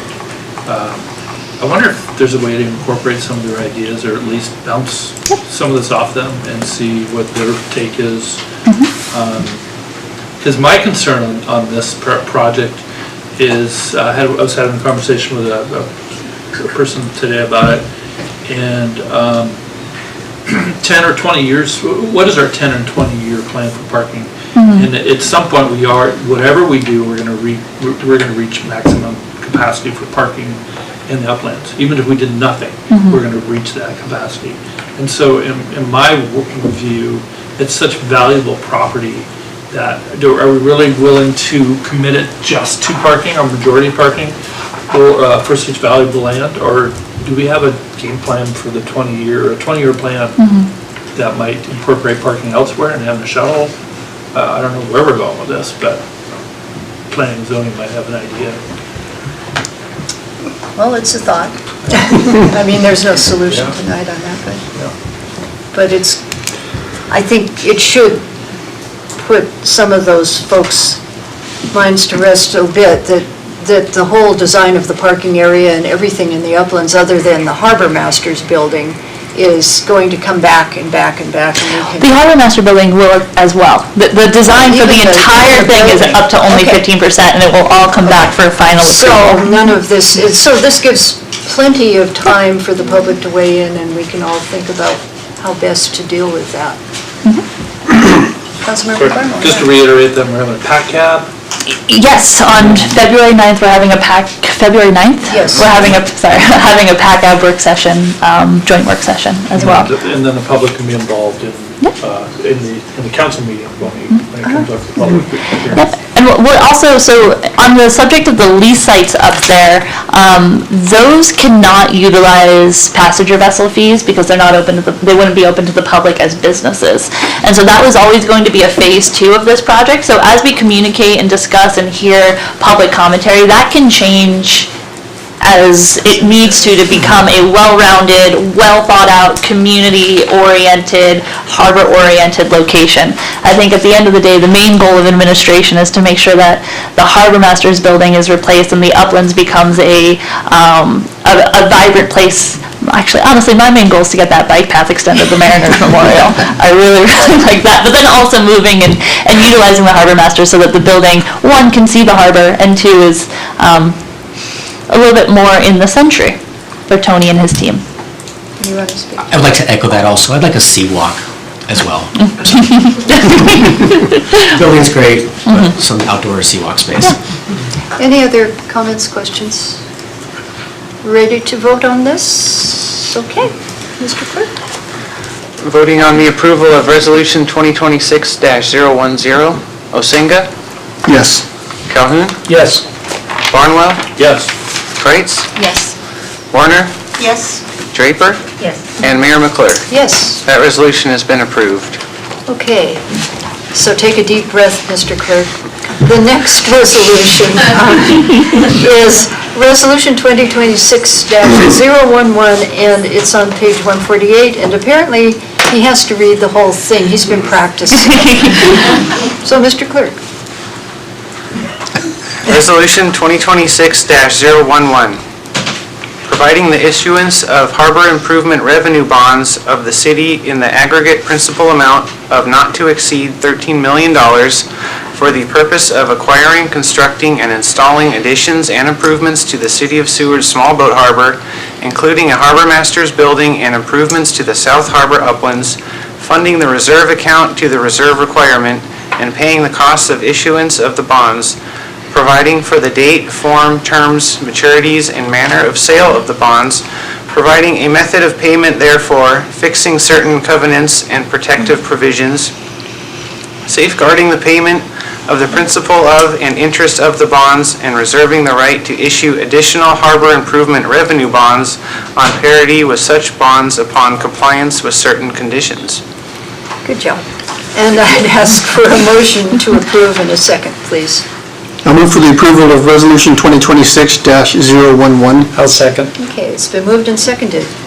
Madam City Manager. Thank you, Madam Mayor. This is the funding half to the project that you just approved us moving forward with. It would provide for the issuance of the harbor improvement revenue bonds. I won't read that whole thing again either. But it will provide for the issuance of those bonds in just under $14 million and includes the Harbor Master's Office design, engineering, and construction, utility design and installation for the area, and the Uplands Development Survey design and construction. This project will be funded, or this revenue bond will be funded through the passenger fees that we currently charge, which will remain at the same rate of $3.50 and continue to provide revenue to pay for this new bond. Outside of this, there are some other aspects of the projects, like I said, that will be funded through cruise ship CPV funds. Okay, thank you. Questions, comments from council? We've sort of been, yes, Councilmember Durden. I just had a question about the actual cost. I mean, obviously, we don't have that nailed down yet. If it comes in less than that, I mean, how does that work with the bond? If it comes in less than that, It will adjust to what the cost is. yeah, it adjusts to the cost. Up to 13. Yeah. It's up to. Good question. Other questions? Ready to vote? Looks like we are, Mr. Clerk.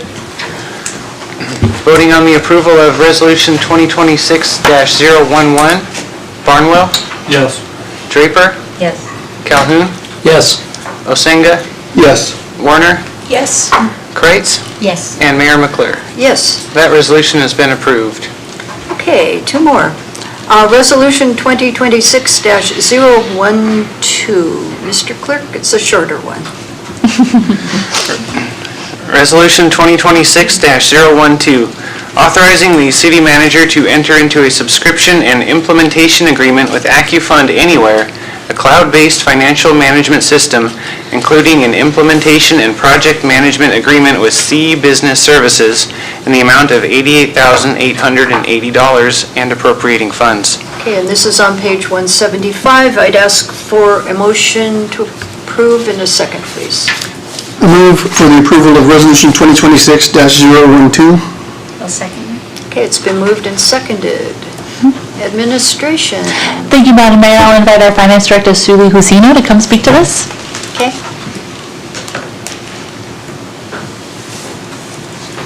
Good evening, Council. The approval of this resolution will allow us to update our system, our AccuFund system, and move it to be the hosted AccuFund system, to be a cloud-based, they call it AccuFund Anywhere. The existing hosted environment that we have already, it has 15 years with it, so this will allow us to be in better shape, and also is the implementation of the professional services of the C Business Services, and what her name is Crystal Miner, and what she does is she will map the need of AccuFund within all of the department heads. I just want to know what the necessities have in every single department within the system. And this is one of the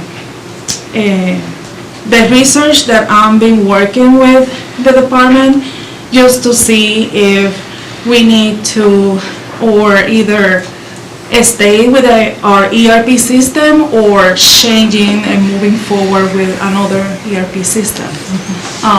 It seems like AccuFund is a good accounting system, but we have not better utilized them completely. So it was not customized for our needs.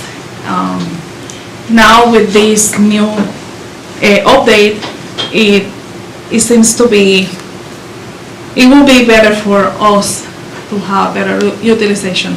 So. For a bit of context too, last week, since AccuFund is hosted on our servers in the city here, one of the servers went down, so we weren't able to access, everybody but finance was not able to access AccuFund for about a day and a half, which just throws things into a little bit of disarray, and that this would help alleviate that stress. As well as speaking to what Suli said, one of the big things we noticed was that there was a lot of frustrations in working with our 15 to 20-year-old system, but it was because none of the tools were turned on or not available in the system that we had, and we had to upgrade to X, Y, and Z. And over time we realized, let's not throw out the baby in the bathwater. Let's try to make sure that the bathwater is nice for the baby. And we realized that AccuFund Anywhere and the team there would be able to bring us up to that next level so that we could be utilizing the systems that we have without starting over. So we're really looking forward to seeing a lot of the efficiencies that this will bring, as well as the security that it will bring by having it on a cloud-based system. Okay. Yeah. Thank you. Questions, comments? Councilmember Draper. I'm wondering if you have talked with other municipalities that are using the software? I mean, sure, you talk with other finance directors. Yes, I have. They have the host environment. They haven't moved to the cloud. But it's not the system that it has the issue with, right? I have conversation with other finance director, yes. So you're going to be a groundbreaker. Okay, most other municipalities use AccuFund? No. Not most? No, we are very, so that's, part of this is, there's one. Yes. So part of the discussion was I came into the office one day and said, I don't like AccuFund anymore, let's get rid of it. But that wasn't, I think Suli talked me off that ledge, and we went to the right direction of looking at this as an overall holistic approach of what tool, using the tool we have now to see how it can better serve us instead of moving to a different tool. The whole tool would be automatic. Yeah, and so rather than putting the time and energy in, let's utilize the tools that are at our disposal, get off the ledge.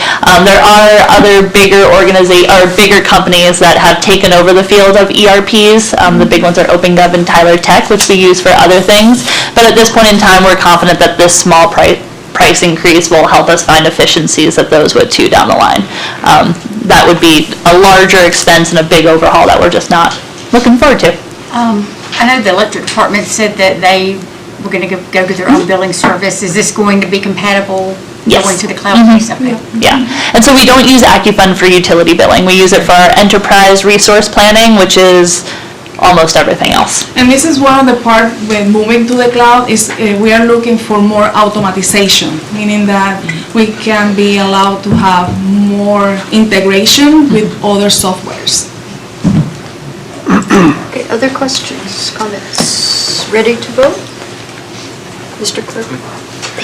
Voting on the approval of Resolution 2026-012. Kreitz? Yes. Warner? Yes. Calhoun? Yes. Osenga? Yes. Draper? Yes. Barnwell? Yes. And Mayor McClure. Yes. That resolution has been approved. Okay, and now from page 1, that was taken off of consent. We have Resolution 2026-013. When you're ready, Mr. Clerk, would you please read it? Resolution 2026-013, authorizing the city manager to purchase 46 picnic tables and 26 fire rings for the municipal campgrounds in the amount of $36,393.20. And that's on page 13. I'd ask for a motion to approve in a second, please. I'll move for the approval of Resolution 2026-013. I'll second. Okay, it's been moved and seconded.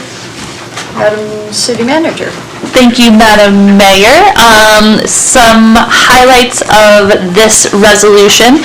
This resolution would purchase 46 picnic tables and 26 fire rings in the municipal campgrounds for a total of $36,393. At the end of the 2025 season, our team did an inventory of all of the campground amenities and identified the need for additional tables and fire rings. A number of the existing picnic tables were rotten and beyond repair, and then, but where possible, we made like a Frankenstein picnic table to fill in those voids. We also had a small but not overwhelming issue of people stealing picnic tables. Since then, we have been stacking and locking the tables during the off-season, and this has mostly solved that problem. This upcoming season, with these picnic tables and beyonds, they'll be labeled with durable metal signage to identify the campsite and the number. Another thing that we're hoping to do through this purchase is supporting our planned improvements at Boulder Campground, where there have never been picnic tables and fire rings, and adding those to that area, so that when you're booking a campsite at the City of Seward campground, you know the amenities and they're equitable across the board. You know you're going to get a picnic table and a fire ring. We're also looking to continue improving Boulder Campground by adding trees, shrubs, and just making that one look a little bit better. So I think having picnic tables will add to that as well.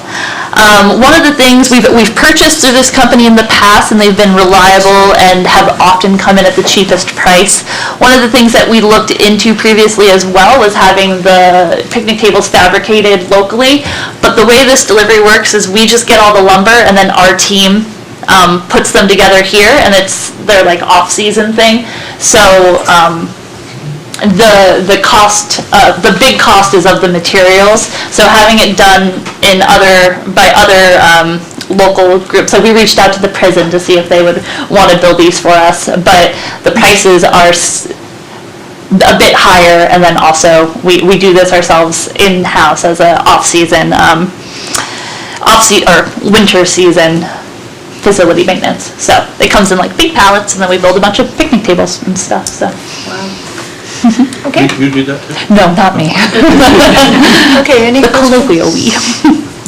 comments? Yeah, Councilmember Manager? the reason I wanted to pull this off the agenda is when I first looked at it, I saw the price, and it said freight, $10,000 out of a $38,000 item. I thought, wow, this sounds like a great winter project that someone in Seward might want to do. Do we ever look to the community to see if they could do this project? Like, could Catalyst build these fire rings? That was why I wanted to talk about it, and I'm glad that you said that. I didn't realize they were coming IKEA style. But also, just to bring up the fact that we should remember to always look to local ideas, and maybe a local bidder's preference, if we can provide some winter work and some picnic, that'd be really welcome. Great. One thing that Chris pointed out to me today that I thought was pretty interesting, the last time this was brought forward, because we purchased from them previously, I think 5 or 6 years ago. 2022, and they didn't have any shipping costs on the invoice, but instead each picnic table was $800. So it's interesting to see how that was breaking down, and I was really grateful for the transparency in this one to show that the freight cost is substantial, but it wasn't baked in, so it doesn't look like you're paying $1,000 for a picnic table. And I think you said one of the other companies, it was $20,000. Yeah, one of the other companies had a significantly higher shipping cost, so, yeah. Any other questions? Mr. Clerk? Voting on the approval of Resolution 2026-013. Draper? Yes. Osenga? Yes. Kreitz? Yes. Calhoun? Yes. Barnwell? Yes. Warner? Yes. And Mayor McClure. Yes. That resolution has been approved. Okay. So now we're back on the whatever page it is, other new business, discussion items. The first is to discuss the contract with the Chamber of Commerce. This is sponsored by Councilmember Warner on page 195. And Councilmember Warner, do you want to just speak to this? Okay. Thank you, Madam Mayor McClure. I just wanted to bring this up to discussion with council because the Chamber of Commerce contract is due for renewal. And if it is okay, Madam Mayor, could we bring up the Chamber Director to speak? Is that agreeable to everyone? Yes. Extra long table today. Hi, I'm Ann Sweeney here, Director of the Chamber of Commerce. Just before I jump into some talking points, I do want to point out I do have my team here today. We have Paige, Events Coordinator, who you met earlier, Malia, our Membership and Visitor Center Coordinator, and Liz, our Communications and Community Coordinator, as well as some board members as well. All right, I'll just jump right into it. I did put for you to highlight on page 185, it is a 5-year contract. I know you guys probably don't want to see this contract again for 5 years, so I made sure this one's nice and long. Okay. So Seward is entering a major growth phase, one that reflects years of thoughtful planning by the city and the community. New cruise ship terminal, harbor and commercial developments, new ordinances for hotels and ADUs, expanded emergency services, potential for Coast Guard growth. This contract reflects a long-standing partnership, evolving in step with that investment and increased demand. What the city receives under this agreement is, this is a 5-year agreement, covers 3 core service areas that the city entrusts the chamber: visitor information and management, destination marketing, or a DMO, community and industry development. These core service areas are largely consistent with past contracts. These are the things that have always been in the contract with the city. But with one important evolution, the addition of management to visitor information and management. As Seward's destination marketing continues to be successful, our contracted role has expanded from simply promoting visitation to also being a partner in helping guide and support sustainable visitor management, working alongside the city and community to balance economic growth with the impacts to the community's daily life. All these services are fully detailed in the contract, page 197 to 199, and are delivered year-round on behalf of the city. So on those pages, it will show those 3 core service areas, and it breaks them down into detailed deliverables. I also want to point out on page 199, we vamped up the reporting section because I do believe we should have clear communications on deliveries. So to meet quarterly with the city manager and to encourage conversation and collaboration. Why the funding adjustment is needed. This proposed base of $400,000 and an annual CPIU adjustment reflects the true cost of delivering these services at today's scale.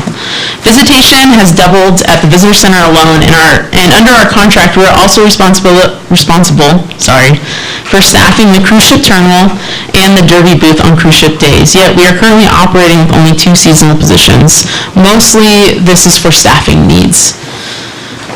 Staffing, visitor guide production, technology, and faculty improvement are the primary cost drivers. Obviously, with more visitors, we have to print more guides. With bigger cruise ships and more cruise ship days, we have to staff the visitors the cruise ship terminal and the derby booth more. The financial pages on pages 203 to 204 provide full transparency on how contracted dollars are used to meet those outcomes and the cost of business to fully achieve this contract. The outcome for the community. This investment ensures every visitor leaves not just informed, but inspired, understanding Seward as a year-round community, not just a stop on an itinerary, while also supporting local businesses, residents, and workforce. We are proud of the partnership the city and the chamber have shared for decades, and we offer this contract in the same spirit in which that relationship began. Neighbors working together to care for our town, support our local economy, and ensure that as Seward grows, it does so in a way that benefits our community. So if you go to page 203, the financial breakdown, it does talk about pretty in detail why the rise in the flat base is needed. And then I did include on page 204 and 205 in the highlighted yellow sections of the 2026 cost projections, it does show where that expanded dollar amount is going. And then also under sections 8400 and 8600, Destination Guide and Economic Development Partners and Services, you'll see some zeros. I just want to showcase that we're working to make sure that the dollars are impactful, and when we see the need to cut them, we will cut them. So yeah. Any questions, comments? this is our contract that we do together, so I highly encourage, if you guys are curious or confused about anything. Councilmember Warden. Thank you, Madam Mayor McClure. So this coming on as a discussion item, I just wanted to ask the council if this was something that we wanted to move forward with in directing city administration to continue moving forward with signing a contract renewal with the Chamber of Commerce. So my question would be, would it come back to us to vote on, we're just giving direction at this point in this discussion? It would come back for a final vote. Okay, so everybody get that. So, comments, questions? Vice Mayor Osenga, go ahead. Never mind, no, I won't. I'll hold it till the, I'll save it for later. Okay. Are you sure? Councilmember Boardwalk. Long before I forget, where are we at with the coho stocking program with you guys? Oh, yeah, for the Silver Salmon Derby? Yeah, so we do the Silver Salmon Derby, and through the OBI and fish buyback program, we donate all proceeds from those two programs, from the Silver Salmon Derby, to buy stock. So what happens is that we finish the Derby, and then in October we call up the fish farm and we say, do you have any smolt to purchase this year? And they say we do, and then we sign a contract, and we're actually about to cut a check like next week for the smolt purchase to be put into effect. Go ahead. Do you happen to know the numbers on those? Actually, my events coordinator, we were just talking about this today, weirdly enough. It was $6,500, $6,479, which purchased 15,000 smolt. That's interesting, because 5 years ago it was $30,000. Yeah, so 5 years ago, and maybe my board president can speak on this a little bit, but obviously pre-COVID times, the chamber would just write a flat check for $20,000 for the chamber, which is no longer fiscal feasible for us as a chamber. And I do want to point out the Silver Salmon Derby is under the chamber's purview and isn't under the contract itself. But do you have any notes? Okay. Yeah. Sorry, Amanda, I don't want to throw you. No, it's okay. Like I said, we're here to work together. I think a year ago we had talked about this. Okay. And I thought, and maybe Stephanie can add to this, but I thought there was some sort of understanding that the city might take on some of the responsibility for that payment. If we're not funding in full on those fish, we're basically we're putting less fish. We're almost 100% dependent on those fish. So one way or another, if we're not funding those through you guys or us, this bay is taking a big hit on our economy for those cohos. So I just think it's somebody has to take that responsibility and make sure that those fish are being put in there, or we decide not, that we don't want to as a city, and maybe we need to have a fish and game biologist come here and talk to us about that. We did with the chamber a few years ago.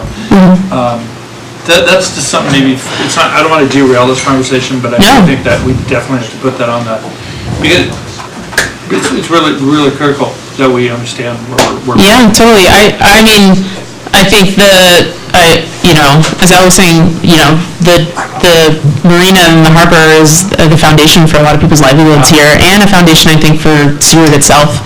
So I do think it's an important topic of discussion, and I would welcome and love any collaboration. We're going to be looking for community members soon for the Silver Salmon Derby, and we would love if the city wants to partner on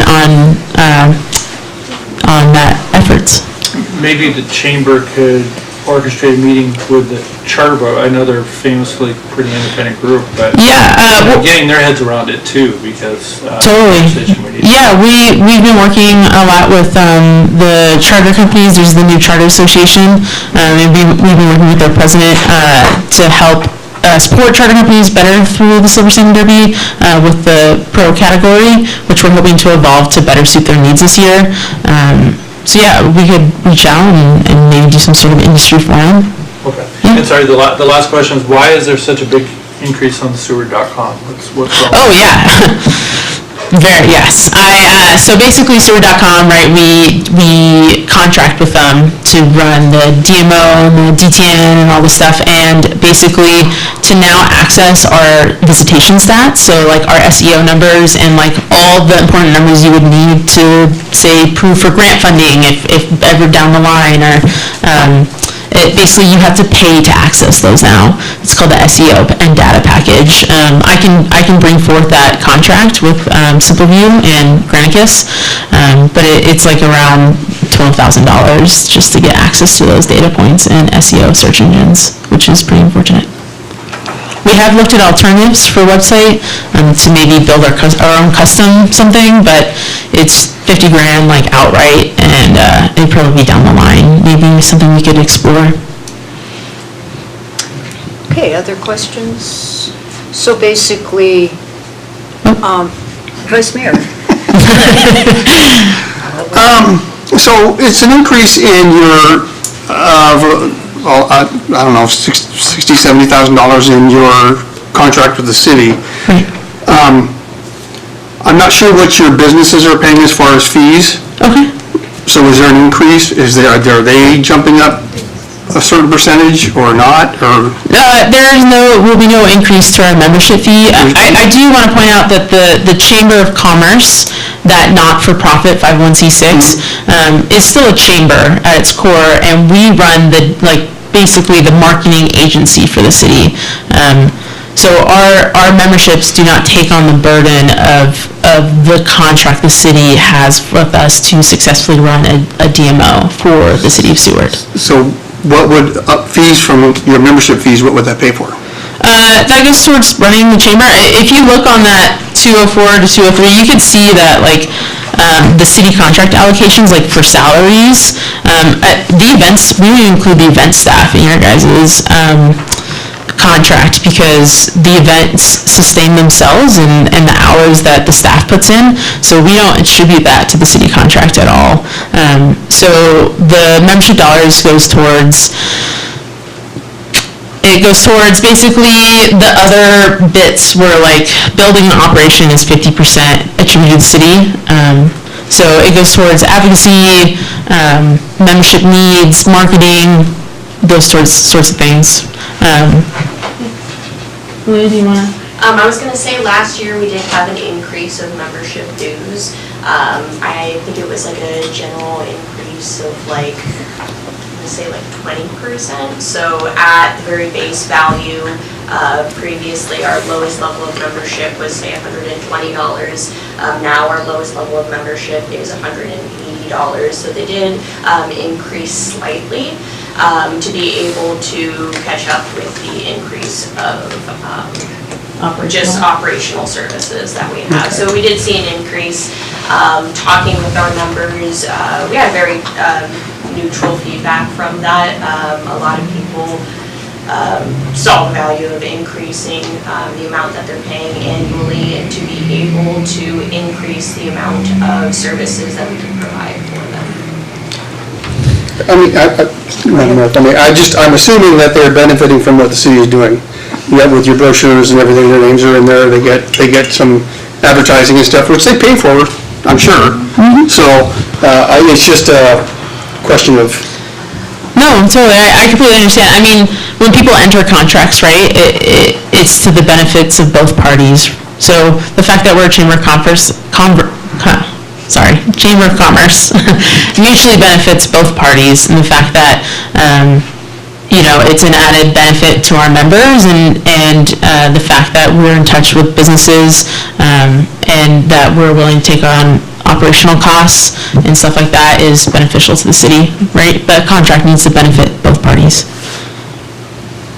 Okay, other comments? So I'm sorry.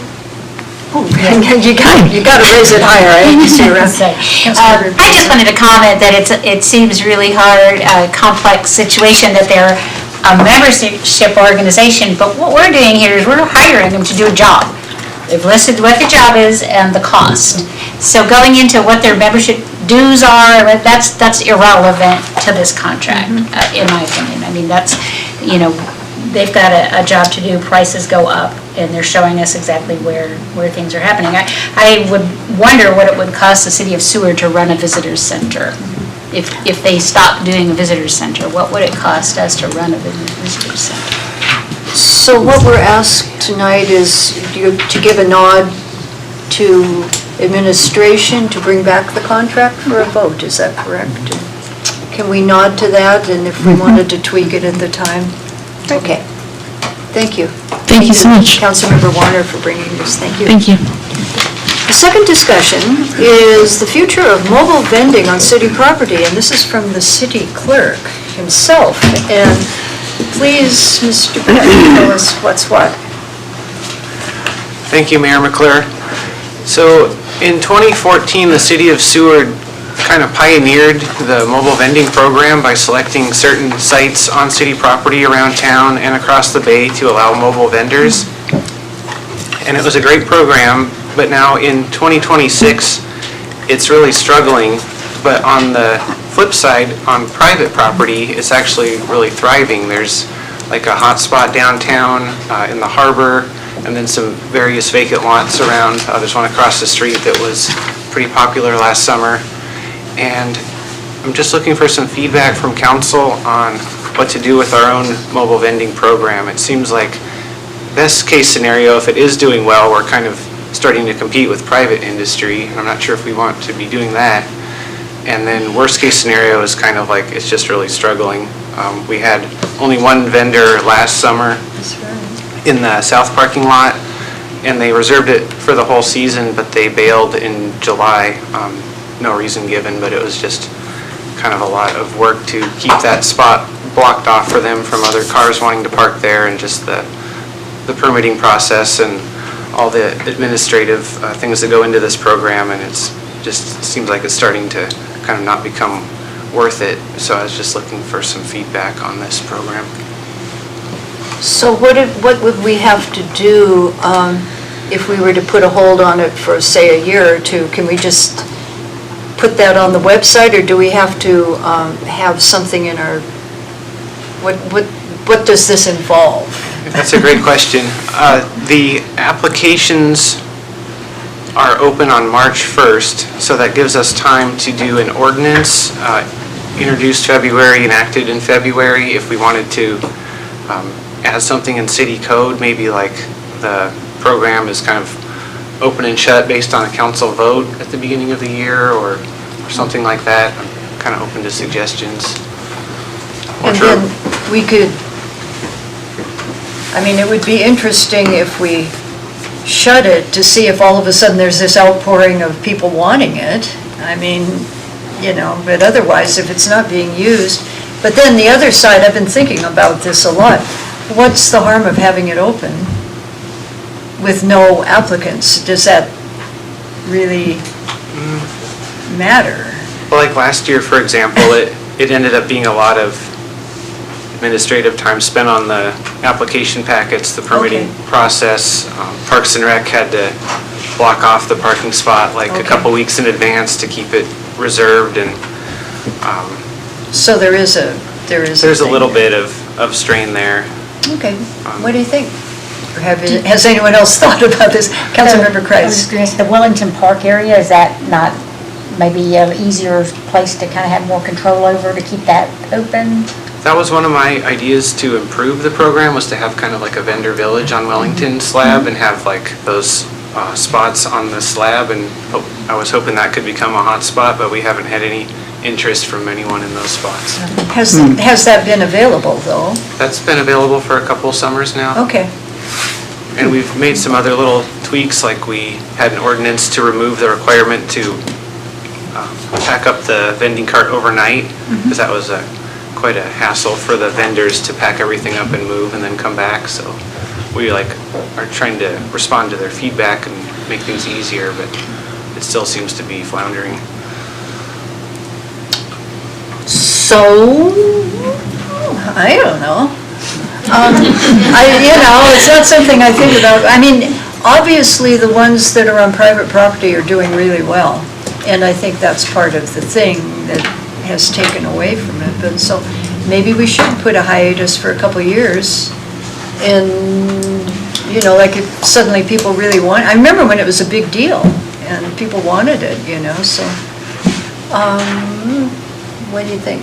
And then what do? We give direction to you to make that happen? Yeah, I could try and come up with something along those lines for February.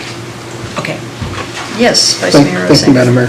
I don't have a problem with putting a hiatus on it, right? And if it does turn around to where there's a whole bunch of interest in it, then we can reinstate it, I suppose, when that interest is shown. Okay. Any problem with that idea? Okay, so can we make that happen?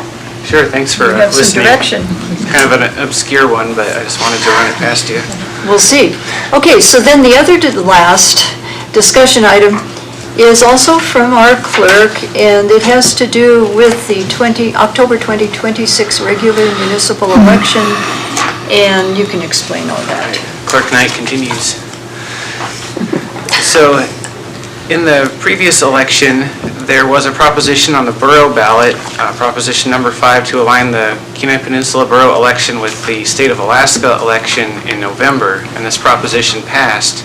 However, this does not affect our city election, and I just wanted to let everyone know that our city election is still going to be held in October this year, and the reason for that is in our charter. It says a regular city election shall be held annually on the first Tuesday in October. And then if we want to change it with an ordinance to Title IV, we need a year lead time. So that decision has already been made for us. We're locked into October for this year. So I know there was some confusion about if that proposition affected the city election, but ours will be in October. A couple things to think about is what our options are for next year or the following year after that. We can either take no action and continue to just do our own local city election in October, or we could draft an ordinance to change it to November. But if that ordinance is enacted this November, it would take effect for the next year, or if we wait a year just to kind of see how things play out, the ordinance could be enacted in 2026 that would affect the election date for 2027. So no big decisions need to be made tonight. I just wanted to put that on the radar. So it's mostly we need to be thinking about this, but the problem is the voters wanted it all to be in November because primarily, I believe, ease of voting and also higher voter turnout. But because of our code, we're stuck for at least this fall with our election staying in October. So, yes, Councilmember. Isn't part of that problem that you need a lot more volunteers if you did both of them together? Isn't that an issue? Yeah, do you want to speak to how it would be if we combined? It sounds like there is an issue with the state of Alaska not being allowed to share election workers with the borough. So it would be like two separate election crews on the same day. And some other logistic things I'm sure we'll figure out as we go. So the borough, when is their election going to be? So theirs will be in November. Right, so the borough is not bound by our code, so they'll be with the state. And so we'll be all alone this year. But then after that, it would be all three, if we chose to go with the voters. And we would likely have to have two locations for the voting because we can't share the machines with the state, is that correct? So there's going to be a duplication of workers and, a different room or something. So it's going to be complicated if we combine. Anyway, I think at this point, we have the grace of a little time, and maybe we could bring this back as a discussion to give direction at maybe the next meeting or a meeting after next, and it would still be time? Mm-hmm. Is that true? Because this is new to some people, and really we need to think about it. Unless anybody's really ready to give direction now. It doesn't look like it, or else you're all asleep at this point. But it's a very serious thing, the voting. Yes, Councilmember Warner. Thank you, Madam Mayor McClure. I like the idea of having it come back as another discussion, just so we have a little bit more time to kind of think on it. Would it be possible to ask the clerk at that next discussion item to maybe bring a little bit more information around like the logistics or any kind of cost associated? We can ask him to do anything we want. And he likes to do stuff like that. He can come up with 20 more He can have volunteers. pie charts and things too. Whole group of volunteers. Okay, does that sound like a plan then? Could we bring it back? Okay, Thank you for the discussion. thank you. Are we okay to keep going here? I think so. Okay, so citizen comments. I think we've done a lot, and now we're down to the citizen comment period, where you can speak on anything and you get up to 5 minutes. So are there any citizens that would like to speak at this point? Or are you all tired too? Oh, come on up, Christiana. And we need to know who you are and where you are again, you know. My name is Christiana Smith. I live outside of city limits. So last week I spent 3 days in Anchorage attending the Alaska Public Health Association Health Summit, and there was a speaker that presented some information that I thought could be useful to possibly bring back to Seward as the development of GIS mapping is used in Seward. And so it was the assistant professor at UAA for the Division of Population Health Sciences, and they discussed how they were utilizing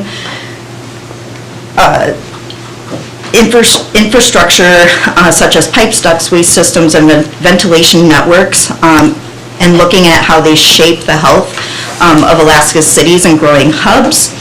And as climate change, wildlife movement, and aging systems converge, public health must move beyond surveillance to treat the built environment as prevention. So it uses a framework called Urban One Health, which looks at understanding that human, animal, and environmental health are intricately linked, focusing on community-based interdisciplinary solutions. And so it surveillanced municipal systems as living ecologies that shape exposure across human, animal, and microbial life. And so he presented on core concepts of Urban One Health, using Anchorage as a case study and GIS examples to show how urbanizing, engineering, and health agencies can convert maintenance data into actionable public health intelligence. And so some of the things that he discussed was like public works maintenance logs, animal control call-outs, public safety alerts and notifications, planning and zoning permitting, and a kind of a host of other things. And I know that the city is starting to build more comprehensive GIS mapping, and I've come up and spoke in support of that. And really, as an end user of GIS, it really can be beneficial to have information available on public accessible systems so that we don't necessarily have to log down department heads trying to seek out information. And this can be used by developers, it can be used by students, researchers, other department heads can look, because it really is a system that works together. And so as it's developing, I hope that conversations are, it sounds like the city contracts with a very knowledgeable GIS specialist, and so utilizing ideas from them as well as to how the system can be built better and more inclusive to really create a web for the city's systems. Okay, thank you. Anyone else? None? Okay, come on up.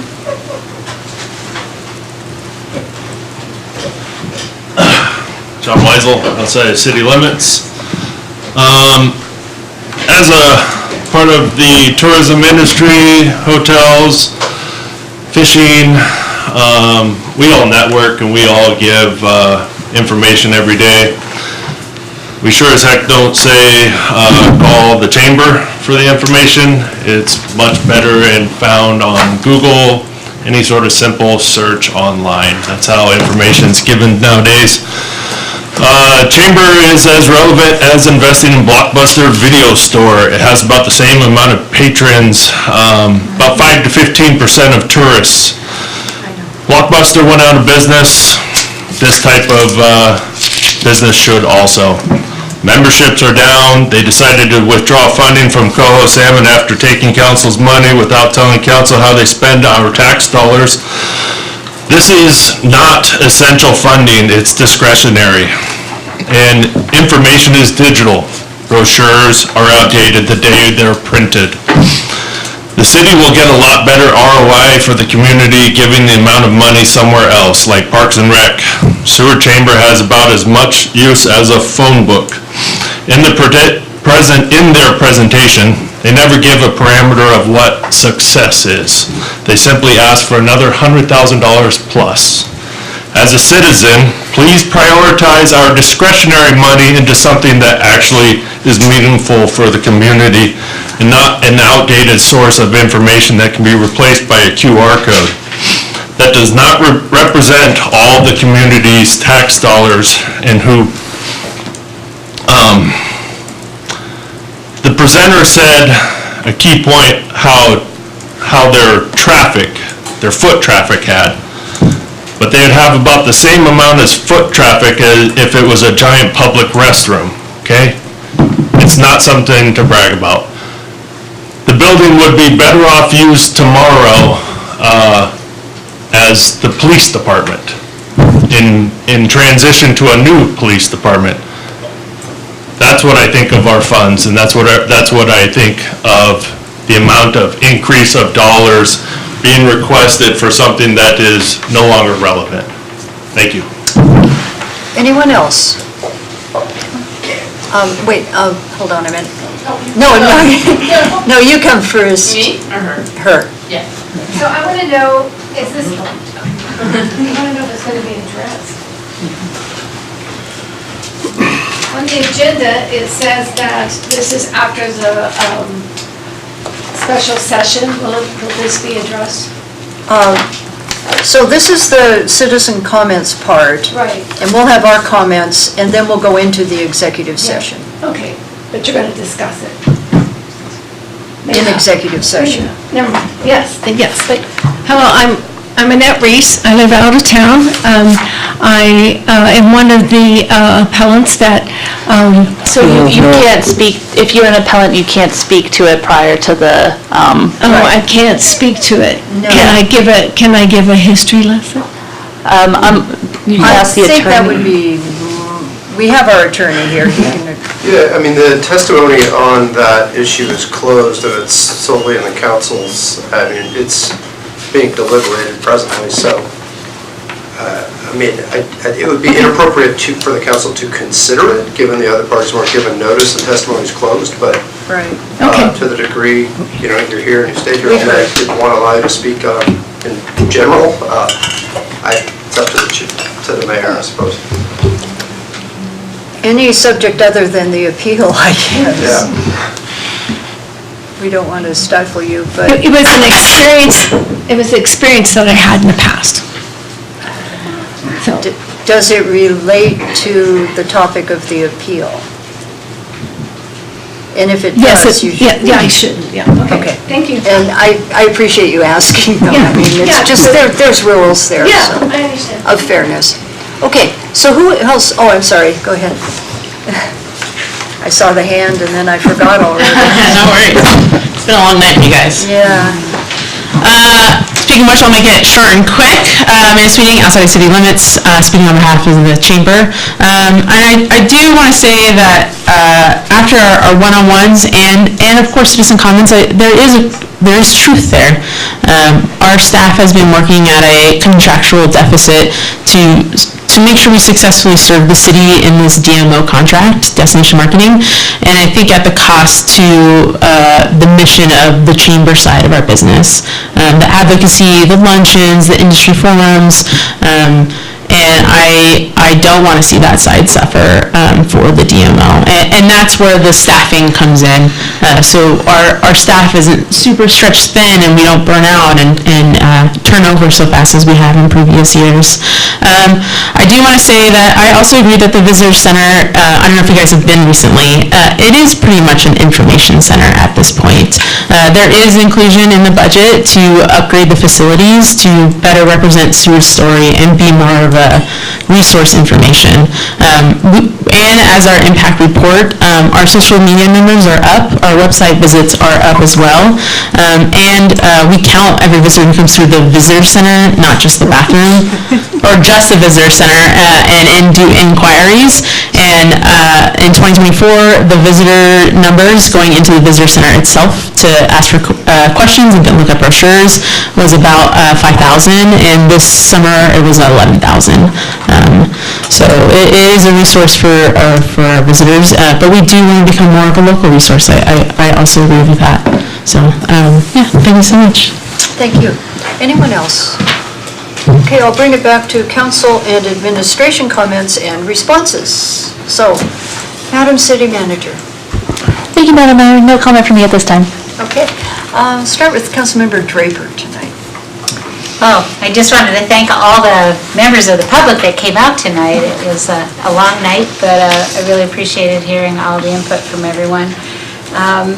Just wanted to speak to Kevin Dunham's comments there. That was really heartfelt. It must have been hard for him to come forward like that, and I don't know, where we go with anything like that, but I didn't want to not have that responded to in a heartfelt way. Really good news on the Head Start coming back to Seward. I think that's great for childcare and for education. And then one more plug on the Seward Cares event coming up Thursday. And I think we're pretty staffed with volunteers, and it's going to be a great event. There's 19 vendors that are going to be there, and breakfast and lunch, and looking forward to that. Okay. Councilmember Kreitz. Same. Glad to all the speakers. It was great to see everyone that spoke tonight, and Chief Tyner for his presentation, and Katmai Solutions for their presentation, and very excited for the funding for the Harbor Master building. I think it's great that we're starting to look towards some infrastructure. So, okay. Councilmember Calhoun. No comments. Really? Councilmember Warner. Thank you, Madam Mayor McClure. I have a couple comments. There's been a number of fires around the state recently, some of them resulting in loss of life. I know that the Seward Fire Department does this often, but I just wanted to do a quick reminder out to everybody to make sure you're checking your smoke detectors, making sure that those batteries are up and operational, and if you haven't replaced your smoke detector in a while, you probably should. It's on my to-do list at home. I had a really interesting conversation with a citizen a couple days ago. Our current seniors, there's a significant percentage of them that have alumni parents from Seward High School in this upcoming graduation class. I wish I could remember the number that was told to me, but I thought that was really cool because that does show that individuals are choosing to come back to our community and raise their families here. So I hope to continue to see that in our future generations. I also want to give a shout out to the young man that came and spoke earlier. I believe he said his name was Corbin, in regards to arcade. He spoke to the teen center, and I'm just wondering what we can do as a community to make that space a little more inviting. Maybe put some arcade games in there. I'm not really sure what that looks like, but I just wanted to acknowledge him in that. My last piece is to a citizen comment around the GIS system and how that can be used in more ways than just physical infrastructure. KPED recently used GIS system, or the GIS on their website. You can visit it, but what it does is it does an overlay of all the childcare programs available on the Kenai Peninsula, puts them in a 15-minute driving range, so you can kind of see where the gaps are across the peninsula in accessibility to childcare. And then I just want to say thank you to everybody that came out and made citizen comments. Thank you, Butch Tyner, for your presentation. That was really great. Definitely appreciate that, and all of the great discussion that we've had on the dais. Thank you. Thank you. Councilmember Barnwell. Yeah. I'd like to actually thank Kevin Dunham also. And my response, I think, really could be a long one, but I'll keep it really brief. But I would like to say that I am very grateful that we live in a smaller community where we have differences, but we tend to work them out one way or another and have that communication open where we acknowledge and are civil and gracious to each other. And I think that's key. And I think some of that's breaking down nationally, bigger urban areas particularly. And it's really hard to watch. And I think it's important to speak out to some of that. But again, I really am grateful that I live in this community where I feel that my perspective is honored as much as other perspectives, and that we listen to each other and sit down graciously and respectfully and listen to that. On other topics, I really am excited about the harbor master, and I think we will work out those uplands. We'll figure out what to do with that and what's the right course for that. I want to thank Micah for coming in here. Head Start, that's a huge plug for this town. I was a teacher for 30 years. Head Start is fundamental to kids, not just in kindergarten, but I taught middle school. And I knew when a kid had a good education, early education. So that's really neat. And it's very scary that we might lose our pool, so hopefully we can figure something out, as well as our middle school. And finally,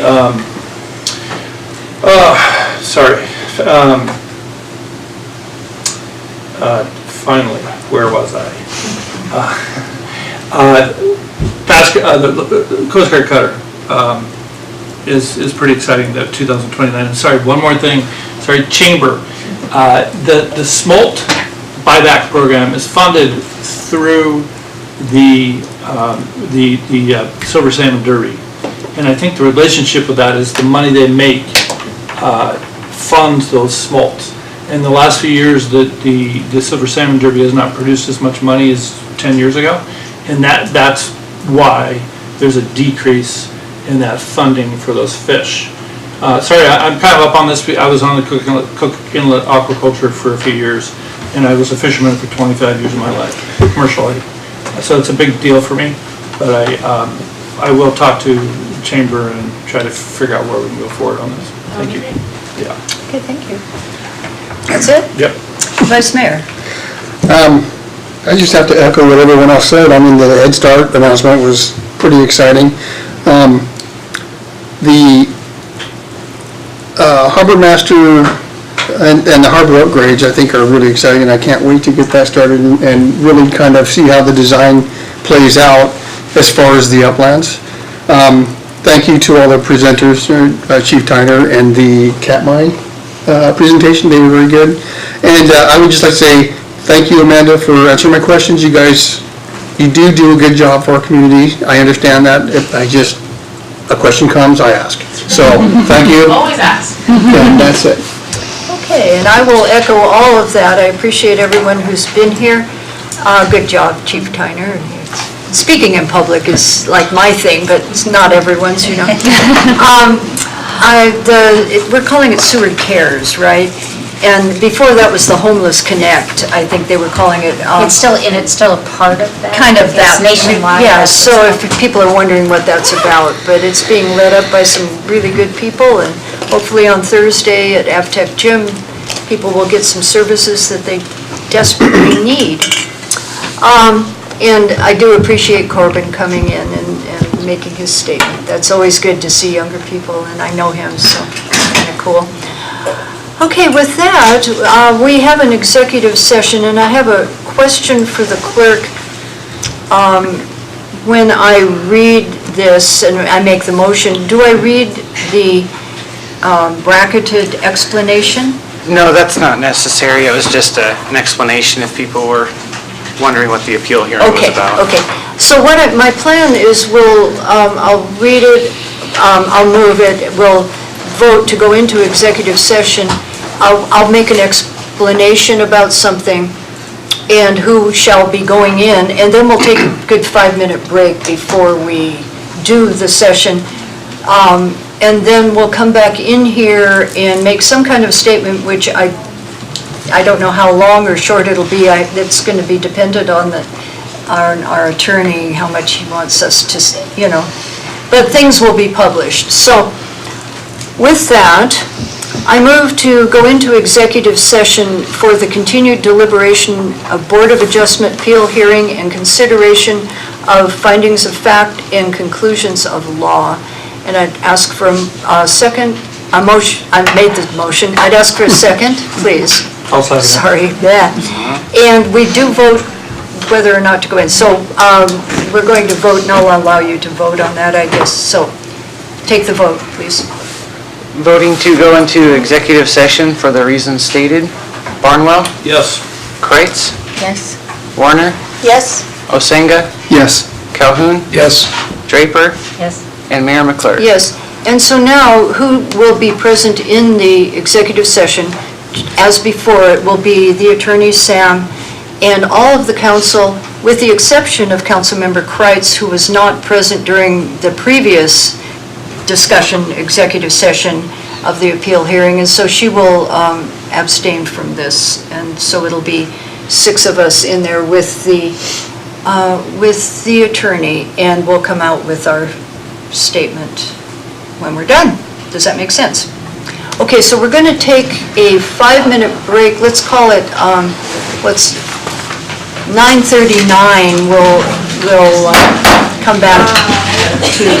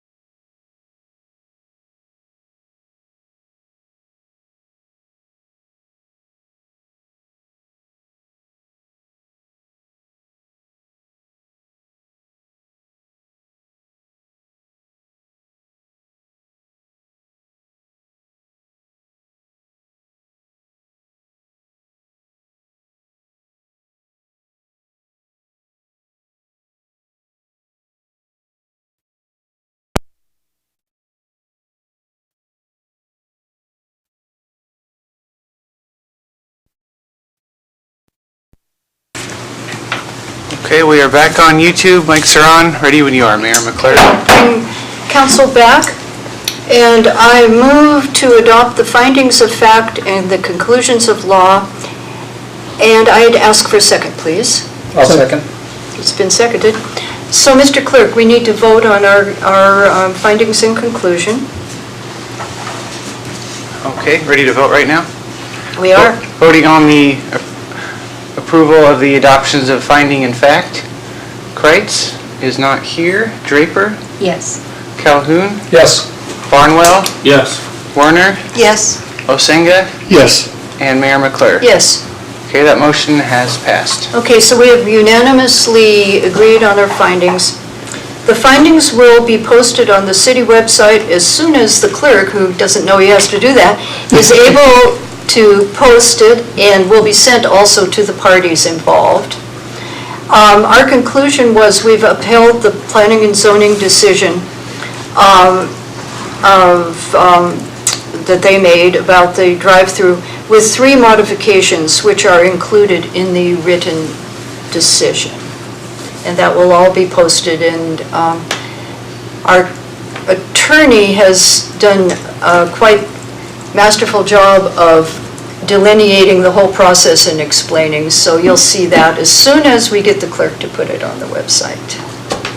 And I will sign it. So with that, I will adjourn us at 9:55.